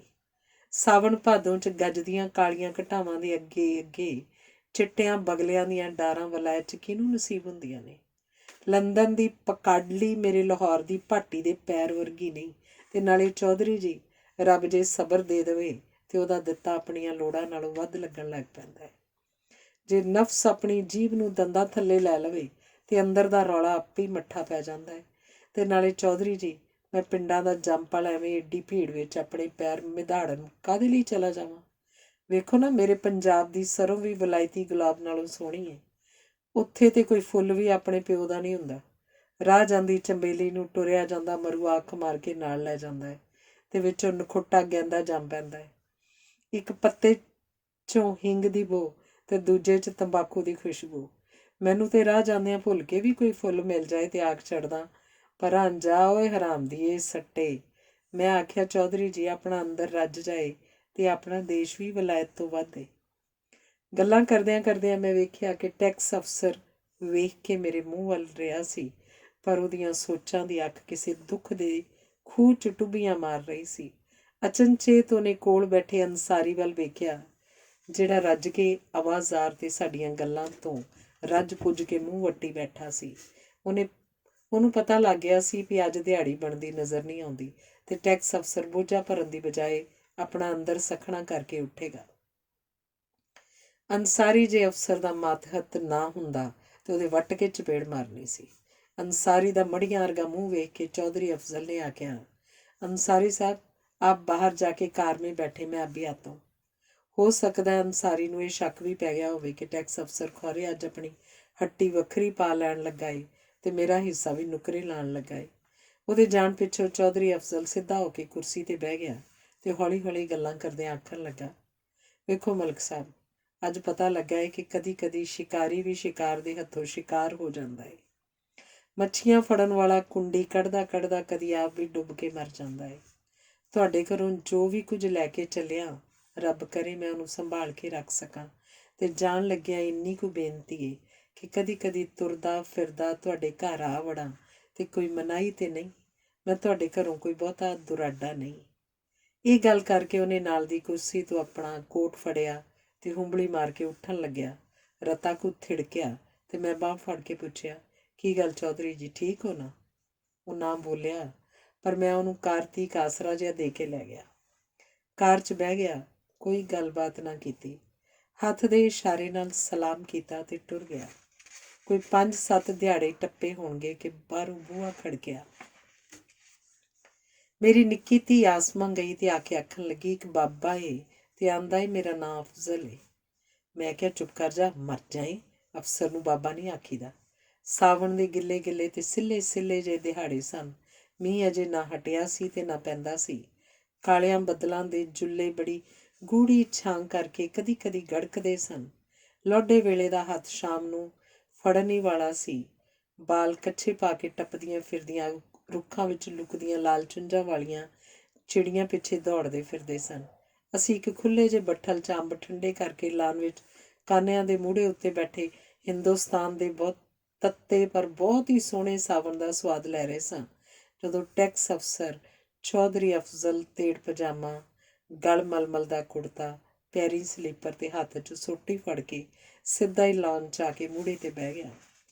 ਉਹਨੇ ਆਲੇ ਦੁਆਲੇ ਵੇਖ ਕੇ ਉੱਤੇ ਬੱਦਲਾਂ ਦੀ ਠੰਡੀ ਠੰਡੀ ਛਾਂ ਵੱਲ ਝਾਤੀ ਪਾਈ ਤੇ ਆਖਣ ਲੱਗਾ, ਮਲਕ ਜੀ, ਐਸ਼ੀਆਂ ਕਰ ਰਹੇ ਹੋ ਨਾ ਫਿਰ? ਮੈਂ ਚੇਤਾ ਭੁੱਲ ਕੇ ਅੱਜ ਫੇਰ ਇੱਕ ਗਲਤੀ ਕਰਦਿਆਂ ਆਖਿਆ, ਲਓ ਚੌਧਰੀ ਜੀ, ਇਹ ਜੇ ਅੰਬ ਤੇ ਉਹ ਜੇ ਲੂਣ ਵਾਲੀ ਕੱਚੀ ਲੱਸੀ। ਹੋ ਜਾਓ ਸ਼ੁਰੂ। ਉਹ ਅੱਗੋਂ ਕੁਝ ਨਾ ਬੋਲਿਆ ਤੇ ਮੇਰੇ ਮੂੰਹ ਵੱਲ ਵੇਖਦਾ ਰਿਹਾ। ਮੈਂ ਕਿਹਾ, ਵੇਖਦੇ ਕੀ ਹੋ ਚੌਧਰੀ ਜੀ? ਇਹੋ ਜਿਹੇ ਦਿਹਾੜੇ ਕੋਈ ਨਿੱਤ ਆਉਂਦੇ ਨੇ? ਖਾ ਕੇ ਤੇ ਵੇਖੋ, ਬੜੇ ਮਿੱਠੇ ਜਿਹੇ ਅੰਬ। ਉਹ ਫਿੱਕਾ ਜਿਹਾ ਹੱਸਿਆ ਤੇ ਆਖਣ ਲੱਗਾ, ਬਿਨਾਂ ਸ਼ੱਕ ਇਹੋ ਜਿਹੇ ਦਿਹਾੜੇ ਰੋਜ਼ ਨਹੀਂ ਆਉਂਦੇ, ਪਰ ਮਲਿਕ ਜੀ, ਦਿਹਾੜੇ ਲੱਦ ਜਾਣ ਤੇ ਪਰਤ ਕੇ ਉਹ ਵੀ ਨਹੀਂ ਆਉਂਦੇ। ਚੌਧਰੀ ਅਫਸਲ ਨੇ ਇਸ ਗੱਲ ਨੂੰ ਕਰਨ ਲੱਗਿਆਂ ਕੁਝ ਇੰਜ ਦਾ ਲਹਿਜਾ ਵਰਤਿਆ ਕਿ ਮੈਨੂੰ ਆਪਣੀ ਗੱਲ ਤੇ ਹਿਰਖ ਆਉਣ ਲੱਗ ਪਿਆ। ਮੈਨੂੰ ਪਤਾ ਲੱਗ ਗਿਆ ਕਿ ਮੌਸਮ ਕਿੰਨਾ ਵੀ ਚੰਗਾ ਹੋਵੇ ਤੇ ਅੰਬ ਕਿੰਨਾ ਵੀ ਮਿੱਠਾ ਹੋਵੇ, ਜੇ ਕਿਸੇ ਦੇ ਅੰਦਰ ਦੀ ਬਗੀਚੀ ਨੂੰ ਭਾਅ ਲੱਗ ਕੇ ਦਿਲ ਸੜ ਜਾਏ, ਸ਼ੂਗਰ ਤੇ ਬਲੱਡ ਪ੍ਰੈਸ਼ਰ ਹੋ ਜਾਏ, ਤੇ ਉਹ ਕੀ ਵੇਖੇ ਤੇ ਕੀ ਖਾਏ। ਮੈਂ ਵੀ ਆਪਣਾ ਅੰਬ ਮੇਜ਼ ਤੇ ਰੱਖ ਦਿੱਤਾ। ਰਾਣੀ ਅੰਦਰ ਆ ਕੇ ਗਲਾਸਾਂ 'ਚ ਲੂਣ ਵਾਲੀ ਲੱਸੀ ਪਾਉਣ ਲੱਗੀ ਤੇ ਮੈਂ ਡੱਕ ਦਿੱਤਾ। ਉਹ ਹੈਰਾਨ ਅੱਖਾਂ ਨਾਲ ਵੇਖਣ ਲੱਗੀ ਤੇ ਉਹਨੂੰ ਆਪੇ ਹੀ ਪਤਾ ਲੱਗ ਗਿਆ ਕਿ ਲੋਕਾਂ ਦਾ ਮਾਲ ਖਾਣ ਵਾਲੇ ਕੁਝ ਵੀ ਨਹੀਂ ਖਾ ਸਕਦੇ। ਗਰੀਬਾਂ ਦੀ ਰੋਟੀ ਖੋਹ ਕੇ ਖਾ ਲਈਏ ਤੇ ਫਿਰ ਸਾਰੀ ਹਯਾਤੀ ਖੌਰੇ ਕੁਝ ਵੀ ਨਹੀਂ ਖਾਧਾ ਜਾਂਦਾ। ਮੈਂ ਉਹਦੇ ਹਿਰਦੇ 'ਚ ਧਰੀ ਹੋਈ ਗੰਢੜੀ ਨੂੰ ਟੋਹ ਕੇ ਵੇਖਣ ਲੱਗਾ ਤੇ ਉਹ ਸਾਰਾ ਹੀ ਨਿੱਕ ਸੁੱਕ ਮੇਰੇ ਅੱਗੇ ਉਲੱਦ ਕੇ ਆਖਣ ਲੱਗਾ, ਕੀ ਦੱਸਾਂ ਮਲਿਕ ਜੀ, ਇੱਕ ਨਿੱਕੇ ਜਿਹੇ ਪਿੰਡ ਨੱਕੋਵਾਲ 'ਚ ਬੜੇ ਮਰੇੜੇ ਖਾਨਦਾਨ ਦਾ ਗਰੀਬ ਜਿਹਾ ਬਾਲ ਸਾਂ। 4 ਜਮਾਤਾਂ ਪੜ੍ਹ ਕੇ ਸ਼ਹਿਰ ਆ ਗਿਆ ਤੇ ਆਪਣੇ ਪਿੰਡ ਦੇ ਖੋਜਿਆਂ ਦੀ ਹੱਟੀ ਤੇ ਨੌਕਰ ਹੋ ਗਿਆ। ਰਾਤ ਨੂੰ ਮਿਸ਼ਰੀ, ਪਤਾਸਿਆਂ ਤੇ ਮਖਾਣਿਆਂ ਦੇ ਗੁਦਾਮ ਵਿੱਚ ਖੋਜਿਆਂ ਦੇ ਮੁੰਡਿਆਂ ਨਾਲ ਮੈਂ ਵੀ ਕਿਤਾਬਾਂ ਥਲਦਾ ਪਰਤਦਾ ਰਿਹਾ ਤੇ ਪੜ੍ਹਾਈ 'ਚ ਟੁਰ ਪਿਆ। ਰੱਬ ਬਹਿਸ਼ਤਾਂ 'ਚ ਘਰ ਦੇਵੇ, ਸ਼ੇਖ ਰਹੀਮ ਬਖਸ਼ ਨੇ ਰਹਿਮ ਖਾਧਾ ਤੇ ਮੈਂ ਨਾਲ ਪੜ੍ਹਦਾ ਰਿਹਾ। 10 ਕੀਤੀਆਂ ਤੇ ਮੈਂ ਖੋਜਿਆਂ ਦਾ ਮੁਨਸ਼ੀ ਲੱਗ ਗਿਆ। ਹੁਣ ਮੈਂ ਮੋਟੀਆਂ ਕਿਤਾਬਾਂ ਨੂੰ ਹੱਥ ਪੱਲਾ ਮਾਰਿਆ ਤੇ ਇੱਕ ਦਿਨ BA ਪਾਸ ਕਰ ਗਿਆ। ਸ਼ੇਖ ਰਹੀਮ ਬਖਸ਼ ਨੇ ਧੀ ਦਾ ਸਾਕ ਦੇ ਕੇ ਦੌੜ ਭੱਜ ਕੀਤੀ। ਮੈਨੂੰ ਕਸਟਮ 'ਚ ਨੌਕਰ ਕਰਵਾ ਕੇ ਘਰੋਂ ਤੋਰ ਦਿੱਤਾ। ਮੈਂ ਨਿੱਕੇ ਹੁੰਦਿਆਂ ਇੰਨੀ ਭੁੱਖ ਵੇਖੀ ਸੀ ਕਿ ਮੇਰਾ ਹੁਣ ਢਿੱਡ ਹੀ ਨਹੀਂ ਸੀ ਭਰਦਾ। ਮੈਂ ਦੂੰ ਹੱਥਾਂ ਨਾਲ ਲੋਕਾਂ ਨਾਲ ਹੱਥ ਕਰਕੇ ਆਪਣੇ ਹੱਥ ਰੰਗੇ। ਮੈਂ ਚੌਧਰੀ ਅਫਜ਼ਲ ਦੀ ਗੱਲ ਟੁੱਕ ਕੇ ਆਖਿਆ, ਚੌਧਰੀ ਜੀ, ਇਹ ਕਿਸ ਤਰ੍ਹਾਂ ਦੀ ਗੱਲ ਹੋਈ ਪਈ? ਮੈਂ ਨਿੱਕੇ ਹੁੰਦਿਆਂ ਤੁਹਾਡੇ ਨਾਲ ਵੀ ਬਹੁਤ ਧੱਕੇ ਧੌੜੇ ਖਾਧੇ, ਪਰ ਇੰਜ ਦਾ ਹਾਬੜਾ ਕਿਉਂ ਨਾ ਪਿਆ? ਅਫਸਰ ਨੇ ਬੜੇ ਸੋਹਣੇ ਢੰਗ ਨਾਲ ਦੱਸਿਆ ਵੀ ਇਸ ਰੰਗ ਦੇ 2 ਹੀ ਢੰਗ ਨੇ, ਜਾਂ ਤਾਂ ਬੰਦਾ ਬਿਲਕੁਲ ਹੀ ਬੰਦਾ ਬਣ ਜਾਂਦਾ ਹੈ, ਜਾਂ ਉਹ ਬੰਦੇ ਦੀ ਜੂਨ ਛੱਡ ਕੇ ਬਘਿਆੜ ਦੇ ਚਾਲੇ ਚੱਲਣ ਲੱਗ ਪੈਂਦਾ ਹੈ, ਜਾਂ ਤੇ ਉਹ ਆਪਣੀ ਭੁੱਖ ਦਾ ਚੇਤਾ ਕਰਕੇ ਭੁੱਖਿਆਂ ਦਾ ਧਿਆਨ ਰੱਖਣ ਰਹਿ ਪੈਂਦਾ ਹੈ, ਤੇ ਜਾਂ ਆਪਣੀ ਭੁੱਖ ਦਾ ਧਿਆਨ ਰੱਖ ਕੇ ਭੁੱਖਿਆਂ ਦੇ ਹੱਥੋਂ ਵੀ ਖੋ ਖਾਈ ਜਾਂਦਾ ਹੈ। ਇਹ ਬਸ ਰੱਬ ਦੀ ਦੇਣ ਏ, ਜਿਹਨੂੰ ਜਿਹੜੀ ਵੀ ਰਾਹ ਤੇ ਲਾ ਦੇਵੇ। ਕਈ ਜਮਾਂਦਰੂ ਭੁੱਖੇ ਇਸ ਲਈ ਵੀ ਭੁੱਖਿਆਂ ਨੰਗਿਆਂ ਦੀਆਂ ਬੁਰਕੀਆਂ ਖੋਹ ਖਾਂਦੇ ਨੇ ਕਿ ਖੌਰੇ ਮੈਨੂੰ ਇਹਨਾਂ ਨੇ ਭੁੱਖਾ ਮਾਰਿਆ ਸੀ। ਪਰ ਹੁਣ ਇਸ ਗੱਲ ਨੂੰ ਮੁਕਾਈਏ। ਮੈਂ ਆਪਣੀ ਗੱਲ ਦੱਸ ਰਿਹਾ ਸਾਂ ਵੀ ਜਦੋਂ ਮੈਂ ਅੰਨੀ ਗੱਡੀ ਚਲਾਈ ਤੇ ਆਲੀਸ਼ਾਨ ਕੋਠੀ ਪਾਈ, ਕਾਰ ਲਈ ਤੇ ਨੌਕਰ ਚਾਕਰ ਰੱਖੇ, ਇੰਨਾ ਪੈਸਾ ਇਕੱਠਾ ਕੀਤਾ, ਪਿੰਡ ਵਿੱਚ ਢੇਰ ਸਾਰੀ ਭੋਏ ਮੱਲ ਲਈ ਤੇ ਪੱਕੇ ਮਕਾਨ ਪਾਏ, 2 ਪੁੱਤ ਤੇ 1 ਧੀ ਜੰਮੀ। ਧੀ ਜਵਾਨ ਹੋਈ ਤੇ ਉਹਦੇ ਵਿਆਹ ਉੱਤੇ 3.5 ਲੱਖ ਰੁਪਇਆ ਲਾ ਕੇ ਇੱਕ ਵਕੀਲ ਨਾਲ ਵਿਆਹ ਕੀਤਾ। ਅਜੇ 1 ਸਾਲ ਨਹੀਂ ਸੀ ਟੱਪਿਆ ਤੇ ਉਹ ਤਲਾਕ ਲੈ ਕੇ ਮੁੜ ਮੇਰੇ ਘਰ ਆ ਬੈਠੀ। ਪੁੱਤਾਂ ਨੂੰ ਪੜ੍ਹਾਉਣ ਦਾ ਬੜਾ ਯਤਨ ਕੀਤਾ। ਇੱਕ 10ਵੀਂ 'ਚੋਂ ਦੌੜ ਗਿਆ, ਦੂਜਾ FA 'ਚੋਂ 2 ਵਾਰਾਂ ਫੇਲ ਹੋ ਕੇ ਸਿਫਾਰਿਸ਼ ਨਾਲ ਇੱਕ ਮੰਡਵੇ ਵਿੱਚ ਮੈਨੇਜਰ ਲੱਗ ਗਿਆ। ਉਹਦਾ ਵਿਆਹ ਕੀਤਾ ਤੇ ਇੱਕ ਬਾਲੜੀ ਹੋਈ ਤੇ ਉਹਨੂੰ ਅਮਰੀਕਾ ਜਾਣ ਦਾ ਚਾਅ ਚੜ੍ਹਿਆ। ਚੰਗੇ ਭਲੇ ਪੈਸੇ ਲਾ ਕੇ ਉਹਨੂੰ ਅਮਰੀਕਾ ਤੋਰ ਦਿੱਤਾ। ਉਹਨੂੰ ਗਏ ਨੂੰ 7 ਸਾਲ ਹੋ ਗਏ ਨੇ ਤੇ ਅੱਜ ਤੀਕ ਨਾ ਕੋਈ ਖੱਤ ਪੱਤਰ ਤੇ ਨਾ ਕੋਈ ਉਗ ਸੁਗ। ਉਹਦੀ ਜਨਾਨੀ ਤੇ ਧੀ ਵਿਚਾਰੀਆਂ ਵੀ ਮੇਰੇ ਹੀ ਘਰ ਬੈਠੀਆਂ ਨੇ। ਦੂਜੇ ਮੁੰਡੇ ਨੇ ਲੁੱਚੇ ਲਫੰਗਿਆਂ ਨਾਲ ਰਲ ਕੇ ਲਿਬਰਟੀ ਮਾਰਕੀਟ 'ਚ ਇੱਕ ਮੇਜਰ ਜਨਰਲ ਦੀ ਮਰਸਡੀਜ਼ ਚੁੱਕੀ ਤੇ ਪਿਸ਼ਾਵਰ ਜਾਂਦਿਆਂ ਪਿੱਛੇ ਪੁਲਿਸ ਲੱਗ ਗਈ। ਦੌੜਾਂ ਲਾਉਂਦਿਆਂ 2 ਬਾਲ ਥੱਲੇ ਦੇ ਕੇ ਮਾਰ ਛੱਡੇ। ਉਹ ਹੁਣ 8 ਸਾਲਾਂ ਲਈ ਜੇਲ੍ਹ ਕੱਟ ਰਿਹਾ ਹੈ। ਇਸ ਵੇਲੇ ਮੇਰੇ ਘਰ ਮੇਰੀ ਬੀਵੀ ਜਿਹੜੀ ਝੱਲੀ ਮਝੱਲੀ ਹੋ ਗਈ ਏ, ਮੇਰੀ ਨੂੰਹ ਪੋਤਰੀ, ਇੱਕ ਧੀ ਤੇ ਬੁੱਢੜੀ ਮਾਂ ਹੈ, ਜਿਨ੍ਹਾਂ ਨੂੰ ਵੇਖ ਕੇ ਹਰ ਵੇਲੇ ਹੌਲ ਪੈਂਦੇ ਨੇ। ਮੈਂ ਜਦੋਂ ਇਨਕਮ ਟੈਕਸ ਅਫਸਰ ਹੋਇਆ ਤੇ ਕਰੋੜਪਤੀ ਸੇਠਾਂ ਨੂੰ ਹੱਥ ਪਾਇਆ, ਗਰੀਬ ਗੁਰਬੇ ਵੀ ਛਿੱਲੇ, ਰੁਪਈਆਂ ਦੇ ਢੇਰ ਇਕੱਠੇ ਕੀਤੇ ਤੇ ਨਾਲ ਹੀ ਜਹਾਨ ਦੀਆਂ ਬਿਮਾਰੀਆਂ ਲੱਗ ਗਈਆਂ। ਅੱਜ ਤੀਕ ਲੋਕਾਂ ਨੂੰ ਦੁੱਖ ਦਿੰਦਿਆਂ ਤੇ ਆਪਣੀ ਜਾਨ ਤੇ ਦੁੱਖ ਸਹਿੰਦਿਆਂ ਹਯਾਤੀ ਕੱਢ ਛੱਡੀਏ। ਖੌਰੇ ਕੀ ਮਨਜ਼ੂਰ ਸੀ ਰੱਬ ਨੂੰ ਕਿ ਤੁਹਾਡੇ ਘਰ ਆ ਵੜਿਆ ਤੇ ਤੁਹਾਨੂੰ ਦੋਹਾਂ ਜੀਆਂ ਨੂੰ ਵੇਖ ਕੇ ਆਪਣੇ ਅੰਦਰ ਝਾਤੀ ਮਾਰਨ ਦੀ ਲੋੜ ਪੈ ਗਈ। ਹੁਣ ਜਿੱਧਰ ਝਾਤੀ ਮਾਰਦਾ ਗਰੀਬ, ਬੇਬਸ, ਬੁੱਢੜੇ, ਮਜਬੂਰ ਤੇ ਪਾਟੇ ਹੋਏ ਲੀੜਿਆਂ ਵਾਲੇ ਲੋਕ ਮੇਰੇ ਵੱਲ ਉਂਗਲਾਂ ਕਰਕੇ ਆਖਦੇ ਰਹਿੰਦੇ ਨੇ, ਸਾਨੂੰ ਸਾਡੇ ਪੈਸੇ ਮੋੜ ਦੇ, ਅਸਾਂ ਆਟਾ ਲੈਣਾ ਏ, ਅਸੀਂ ਧੀ ਵਿਆਹੁਣੀ ਏ, ਅਸੀਂ ਆਪਰੇਸ਼ਨ ਕਰਾਉਣਾ ਏ ਤੇ ਸਾਡੇ ਕੋਠੇ ਦੀ ਛੱਤ ਡਿੱਗ ਪਈ ਏ। ਉਹ ਇਹ ਗੱਲਾਂ ਕਰਦਾ ਕਰਦਾ ਚੁੱਪ ਹੋ ਗਿਆ ਤੇ ਅੱਖਾਂ ਮੀਟ ਲਈਆਂ। ਮੈਂ ਕਿਸੇ ਵਹਿਮ 'ਚ ਪੈ ਕੇ ਡਰ ਗਿਆ ਤੇ ਉੱਠ ਕੇ ਉਹਦਾ ਮੋਢਾ ਹਿਲਾਇਆ। ਉਹ ਖੌਰੇ ਹੁਣ ਚਾਹੁੰਦਾ ਤੇ ਨਹੀਂ ਸੀ, ਪਰ ਫਿਰ ਵੀ ਅਜੇ ਜਿਉਂਦਾ ਸੀ। ਉਹਨੇ ਇੰਨਾ ਹੀ ਆਖਿਆ, ਮਲਿਕ ਜੀ, ਕੋਈ ਮੁਸੱਲਾ ਲਿਆ ਦਿਓ ਤੇ ਮੈਂ ਨਮਾਜ਼ ਪੜ੍ਹ ਕੇ ਆਪਣੇ ਘਰ ਜਾਵਾਂ। ਮੈਂ ਵੇਖਿਆ ਉਹਨੇ ਇੰਜ ਨਮਾਜ਼ ਪੜ੍ਹੀ ਜਿਵੇਂ ਰੱਬ ਦੇ ਨਾਲ ਗੱਲਾਂ ਕਰਦਾ ਹੋਵੇ। ਫਿਰ ਬੜੀ ਲੰਮੀ ਦੁਆ ਮੰਗੀ, ਬੋਝੇ 'ਚੋਂ ਰੁਮਾਲ ਕੱਢ ਕੇ ਮੂੰਹ ਸਾਫ਼ ਕੀਤਾ ਤੇ ਟੁਰ ਗਿਆ। ਮੈਂ ਬੂਹੇ ਤੀਕ ਛੱਡਣ ਗਿਆ ਤੇ ਇੰਜ ਲੱਗਾ ਜਿਵੇਂ ਉਹ ਮੈਨੂੰ ਛੱਡ ਚੱਲਿਆ ਏ। ਹੌਲੀ ਹੌਲੀ ਇਸ ਤਰ੍ਹਾਂ ਟੁਰਿਆ ਜਿਵੇਂ ਕਿਸੇ ਟੁਰ ਜਾਣਾ ਹੋਵੇ। ਉਹਨੂੰ ਯਾਦ ਰੱਖਣ ਵਾਲੀ ਗੱਲ ਤੇ ਨਹੀਂ ਸੀ, ਪਰ ਉਹ ਮੈਨੂੰ ਕਿਉਂ ਨਹੀਂ ਸੀ ਭੁੱਲਦਾ, ਇਹਦੀ ਮੈਨੂੰ ਸਮਝ ਨਾ ਆਈ। ਵਾਹ ਸਾਰੇ ਦਿਹਾੜੇ ਲੰਘ ਗਏ ਤੇ ਮੈਂ ਫਿਰਦਾ ਫਿਰਾਉਂਦਾ ਇੱਕ ਦਿਨ ਗੁਲਬਰਗ ਜਾ ਵੜਿਆ। ਜੀ ਕੀਤਾ ਚੌਧਰੀ ਅਫਜ਼ਲ ਦਾ ਹਾਲ ਚਾਲ ਪੁੱਛਦਾ ਜਾਵਾਂ। ਚੰਗੇ ਭਲੇ ਮਹੱਲੇ 'ਚ ਚੌੜੀ ਸਾਰੀ ਸੜਕ ਤੇ ਤਗੜਾ ਜਿਹਾ ਘਰ ਨਜ਼ਰੀ ਪੈ ਗਿਆ, ਜਿਹਦੇ ਬੂਹੇ ਅੱਗੇ ਚਮਕਦੇ ਪਿੱਤਲ ਦੇ ਸ਼ਬਦਾਂ ਨਾਲ ਚੌਧਰੀ ਅਫਜ਼ਲ ਹੁਸੈਨ PCS ਲਿਖਿਆ ਸੀ। ਅੰਦਰ ਵੜਿਆ ਤੇ ਹੌਕਾ ਨਿਕਲ ਗਿਆ। ਇੱਕ ਲੰਮੇ ਚੌੜੇ ਲਾਨ 'ਚ ਤੰਬੂ ਥੱਲੇ ਸਿਰ ਤੇ ਟੋਪੀਆਂ ਪਾ ਕੇ ਦਰੀਆਂ ਉੱਤੇ ਚੋਖੇ ਸਾਰੇ ਬੈਠੇ ਬੰਦੇ ਵੇਖ ਕੇ ਪਤਾ ਲੱਗ ਗਿਆ ਕਿ ਇਸ ਘਰ ਵਿੱਚੋਂ ਕੋਈ ਬੰਦਾ ਚਲਾ ਗਿਆ ਹੈ, ਜਿਹਨੇ ਮੁੜ ਕੇ ਨਹੀਂ ਆਉਣਾ। ਵੱਡੇ ਬੂਹੇ ਦੇ ਨਾਲ ਹੀ ਸੱਜੇ ਹੱਥ ਰਬੜ ਪਲਾਂਟ ਦੀ ਛਾਵੇਂ ਇੱਕ ਵਾਹਵਾ ਵਡੇਰੀ ਉਮਰ ਦੀ ਮਾਈ ਅੱਖਾਂ ਅੱਗੇ ਚੁੰਨੀ ਰੱਖ ਕੇ ਕੁਰਸੀ ਤੇ ਬੈਠੀ, ਪਤਾ ਨਹੀਂ ਖੌਰੇ ਕਦੋਂ ਦੀ ਪੱਬਾਂ ਭਾਰ ਖਲੋਤੀ ਸੀ। ਮੈਂ ਹੌਲੀ ਹੌਲੀ ਪੈਰ ਪੁੱਟਦਾ ਉਹਦੇ ਕੋਲ ਪੁੱਜਾ ਤੇ ਮੇਰੀ ਨਜ਼ਰ ਭੋਏ ਤੇ ਡਿੱਗੇ ਇੱਕ ਅਖਬਾਰ ਤੇ ਪਈ, ਜਿਹਦੇ ਉੱਤੇ ਚੌਧਰੀ ਅਫਜ਼ਲ ਦੀ ਤਸਵੀਰ ਸੀ। ਤਸਵੀਰ ਦੇ ਥੱਲੇ 8-10 ਸ਼ਬਦ ਲਿਖੇ ਸਨ, ਜਿਹੜੇ ਉਹਦੀ ਸਾਰੀ ਹਯਾਤੀ ਦੀ ਕਿਤਾਬ ਸੀ। ਲਿਖਿਆ ਸੀ, ਜਦੋਂ ਬੰਦੇ ਦੀ ਅੱਖ ਬੰਦ ਹੋਣ ਲੱਗਦੀ ਏ, ਉਦੋਂ ਹੀ ਬੰਦੇ ਦੀ ਅੱਖ ਖੁੱਲ੍ਹਦੀ ਏ। ਹੱਥ ਜੋੜ ਕੇ ਜਹਾਨ ਅੱਗੇ ਮੇਰੀ ਬੇਨਤੀ ਹੈ, ਮੇਰੀਆਂ ਖਤਾਵਾਂ ਮਾਫ਼ ਕਰ ਦਿਓ ਅਫਜ਼ਲ। ਭੋਏ ਤੋਂ ਅਖਬਾਰ ਫੜਨ ਲੱਗਾ ਤਾਂ ਮਾਂ ਜੀ ਨੇ ਸਿਰ ਚੁੱਕ ਕੇ ਮੈਨੂੰ ਵੇਖਿਆ। ਮੈਂ ਇੰਨਾ ਹੀ ਆਖਿਆ, ਮਾਂ ਜੀ, ਚੌਧਰੀ ਅਫਜ਼ਲ ਟੁਰ ਗਿਆ ਪੁੱਤਰ। ਉਹਨੇ ਅੱਥਰੂ ਪੂੰਝ ਕੇ ਆਖਿਆ। ਮੈਂ ਉਹਦੇ ਹੋਰ ਨੇੜੇ ਜਿਹੇ ਹੋ ਕੇ ਪੁੱਛਿਆ, ਕੀ ਹੋਇਆ ਸੀ ਮਾਂ ਜੀ? ਉਹ ਆਪਣੀਆਂ ਅੱਖਾਂ ਤੇ ਹੱਥ ਰੱਖ ਕੇ ਆਖਣ ਲੱਗੀ, ਵੇ ਪੁੱਤ, ਹੋਣਾ ਕੀ ਸੀ? ਐਵੇਂ ਕੋਈ ਹੋਣੀ ਹੋ ਗਈ। ਇੱਕ ਦਿਨ ਨੌਕਰੀ ਤੇ ਗਿਆ ਸੀ, ਪਤਾ ਨਹੀਂ ਕਿਹੜੇ ਮਦੱਖ ਦਾ ਠੇਡਾ ਖਾਧਾ ਤੇ ਮੂਧੜੇ ਮੂੰਹ ਡਿੱਗ ਪਿਆ, ਫਿਰ ਉੱਠਿਆ ਹੀ ਨਹੀਂ ਗਿਆ। ਖੌਰੇ ਕਿਹੜੀ ਗੱਲ ਸੀ ਜਿਹੜੀ ਉਹਦੇ ਗਲ ਪੈ ਗਈ? ਕੋਈ ਦੁੱਖ ਸੀ ਜਿਹੜਾ ਹੌਲੀ ਹੌਲੀ ਸੰਨ ਲਾ ਕੇ ਉਹਦੇ ਹਿਰਦੇ 'ਚ ਬਹਿ ਗਿਆ ਸੀ? ਕੋਈ ਚਿੰਤਾ ਸੀ ਜਿਹੜੀ ਚੂੰਡ ਗਈ ਮੇਰੇ ਪੁੱਤ ਨੂੰ? ਮੇਰੇ ਕੋਲੋਂ ਜਦੋਂ ਮਾਂ ਜੀ ਦੀਆਂ ਗੱਲਾਂ ਸੁਣੀਆਂ ਨਾ ਗਈਆਂ ਤੇ ਉੱਠ ਕੇ ਟੁਰ ਪਿਆ। ਪਿੱਛੋਂ ਆਵਾਜ਼ ਆਈ, ਵੇ ਮੈਨੂੰ ਕੋਈ ਦੱਸ ਦੇ ਜਾਏ, ਮੇਰੇ ਪੁੱਤ ਦੀ ਵੱਖੀ 'ਚ ਕਿਹੜੇ ਹਿਰਖ ਦੀ ਹੁੱਜ ਵੱਜ ਗਈ ਸੀ? ਮਾਂ ਜੀ ਦੀ ਆਵਾਜ਼ ਮੇਰੇ ਪਿੱਛੇ ਪਿੱਛੇ ਟੁਰਦੀ ਰਹੀ ਤੇ ਮੈਂ ਅੱਥਰੂ ਪੂੰਝਦਾ ਪੂੰਝਦਾ ਘਰ ਨੂੰ ਆ ਗਿਆ। ਧੰਨਵਾਦ। ਅਮੀਨ ਮਲਿਕ ਦੀ ਅਗਲੀ ਕਹਾਣੀ, ਮਾਂ ਜੀਵਾਂ। ਅੱਜ ਗਰੀਬਾਬਾਦ 3 ਮਰਲੇ ਸਕੀਮ ਦੀ ਸਰਕਾਰੀ ਕੁर्रा ਅੰਦਾਜ਼ੀ ਸੀ। ਸਾਵਨ ਭਾਦਰੋਂ ਦੇ ਹੁੱਸੜ ਉੱਤੇ ਜਵਾਨੀ ਸਿਖਰ ਦੁਪਹਿਰ ਵੇਲੇ ਸੂਰਜ ਦੇ ਹੋਠਾਂ ਤੇ ਦੁਹਾਈ ਦਾ ਹਾਸਾ। ਕਦੀ ਕਦੀ ਪੂਰਬ ਵੱਲੋਂ ਕੋਈ ਬੱਦਲ ਦਾ ਜੁੱਲਾ ਸੂਰਜ ਉੱਤੇ ਆ ਕੇ ਵਿਛ ਜਾਂਦਾ ਤੇ ਹੌਂਕਦੇ ਲੋਕੀ ਉਸ ਜੁੱਲੇ ਨੂੰ ਦੁਆਵਾਂ ਦਿੰਦੇ। ਸਿਰ ਉੱਤੋਂ ਮੈਲੇ ਪਰਨੇ ਚੁੰਨੀਆਂ ਚਾਦਰਾਂ ਲਾ ਕੇ ਹੱਥ 'ਚ ਫੜ ਲੈਂਦੇ। ਪਲਾਟ ਤੇ ਪਤਾ ਨਹੀਂ ਕਿੰਨੇ ਸਨ ਤੇ ਲੱਭਣੇ ਕਿਹਨੂੰ ਸਨ, ਪਰ ਲੱਭਣ ਵਾਲੇ ਆਪ ਹੀ ਗੁਆਚੇ ਫਿਰਦੇ ਸਨ। ਰੱਬ ਜਾਣੇ ਵਜ਼ੀਰੇ ਆਜ਼ਮ ਦੇ ਇਸ ਦਾਨ ਵਿੱਚੋਂ ਤੇ ਛੱਤ ਦੇਣ ਦੇ ਐਲਾਨ ਵਿੱਚੋਂ ਗਰੀਬਾਂ ਨੂੰ ਕੀ ਹੱਥ ਆਵਣਾ ਸੀ ਤੇ ਵੱਡੇ ਢਿੱਡਾਂ ਵਾਲੇ ਅਫਸਰਾਂ ਨੇ ਕਿੰਨਾ ਹੱਥ ਮਾਰਨਾ ਸੀ। ਪਰ ਲੋਕਾਂ ਦੀ ਭੀੜ ਵੇਖ ਕੇ ਇਸ ਤਰ੍ਹਾਂ ਹੀ ਲੱਗਦਾ ਸੀ ਜਿਵੇਂ ਕਿਸੇ ਨੇ ਕੀੜਿਆਂ ਵਾਲੇ ਭੋਏ ਤੇ ਪਾਣੀ ਪਾਤਾ ਹੋਵੇ। ਉਹ ਆਸਾਂ ਦੀ ਪੰਡ ਬੰਨ੍ਹ ਕੇ ਟੁਰੇ ਆਉਂਦੇ ਸਨ। ਜੇ ਕਦੀ ਸਾਰੇ ਸ਼ਹਿਰ ਦੇ ਘਰ ਵੀ ਉਹਨਾਂ ਨੂੰ ਦੇ ਦਈਏ ਤਾਂ ਫਿਰ ਵੀ ਘਰਾਂ ਨਾਲੋਂ ਬਹੁਤੇ ਸਨ।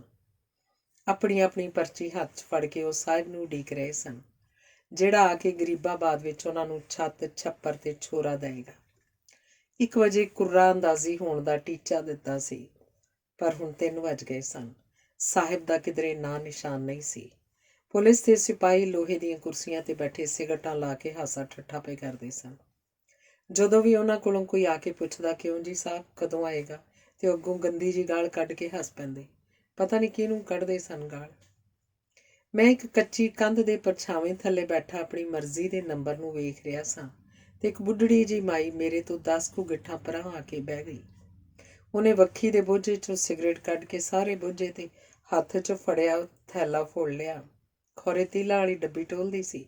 ਫਿਰ ਉਹ ਘੀਸੀ ਕਰਦੀ ਕਰਦੀ ਮੇਰੇ ਇੰਨਾ ਕੁ ਕੋਲ ਆ ਗਈ ਵੀ ਉਹਦਾ ਖੱਬਾ ਤੇ ਮੇਰਾ ਸੱਜਾ ਚੂਕਣਾ ਇੱਕ ਦੂਜੇ ਦੇ ਨਾਲ ਖਹਿਣ ਲੱਗ ਪਏ।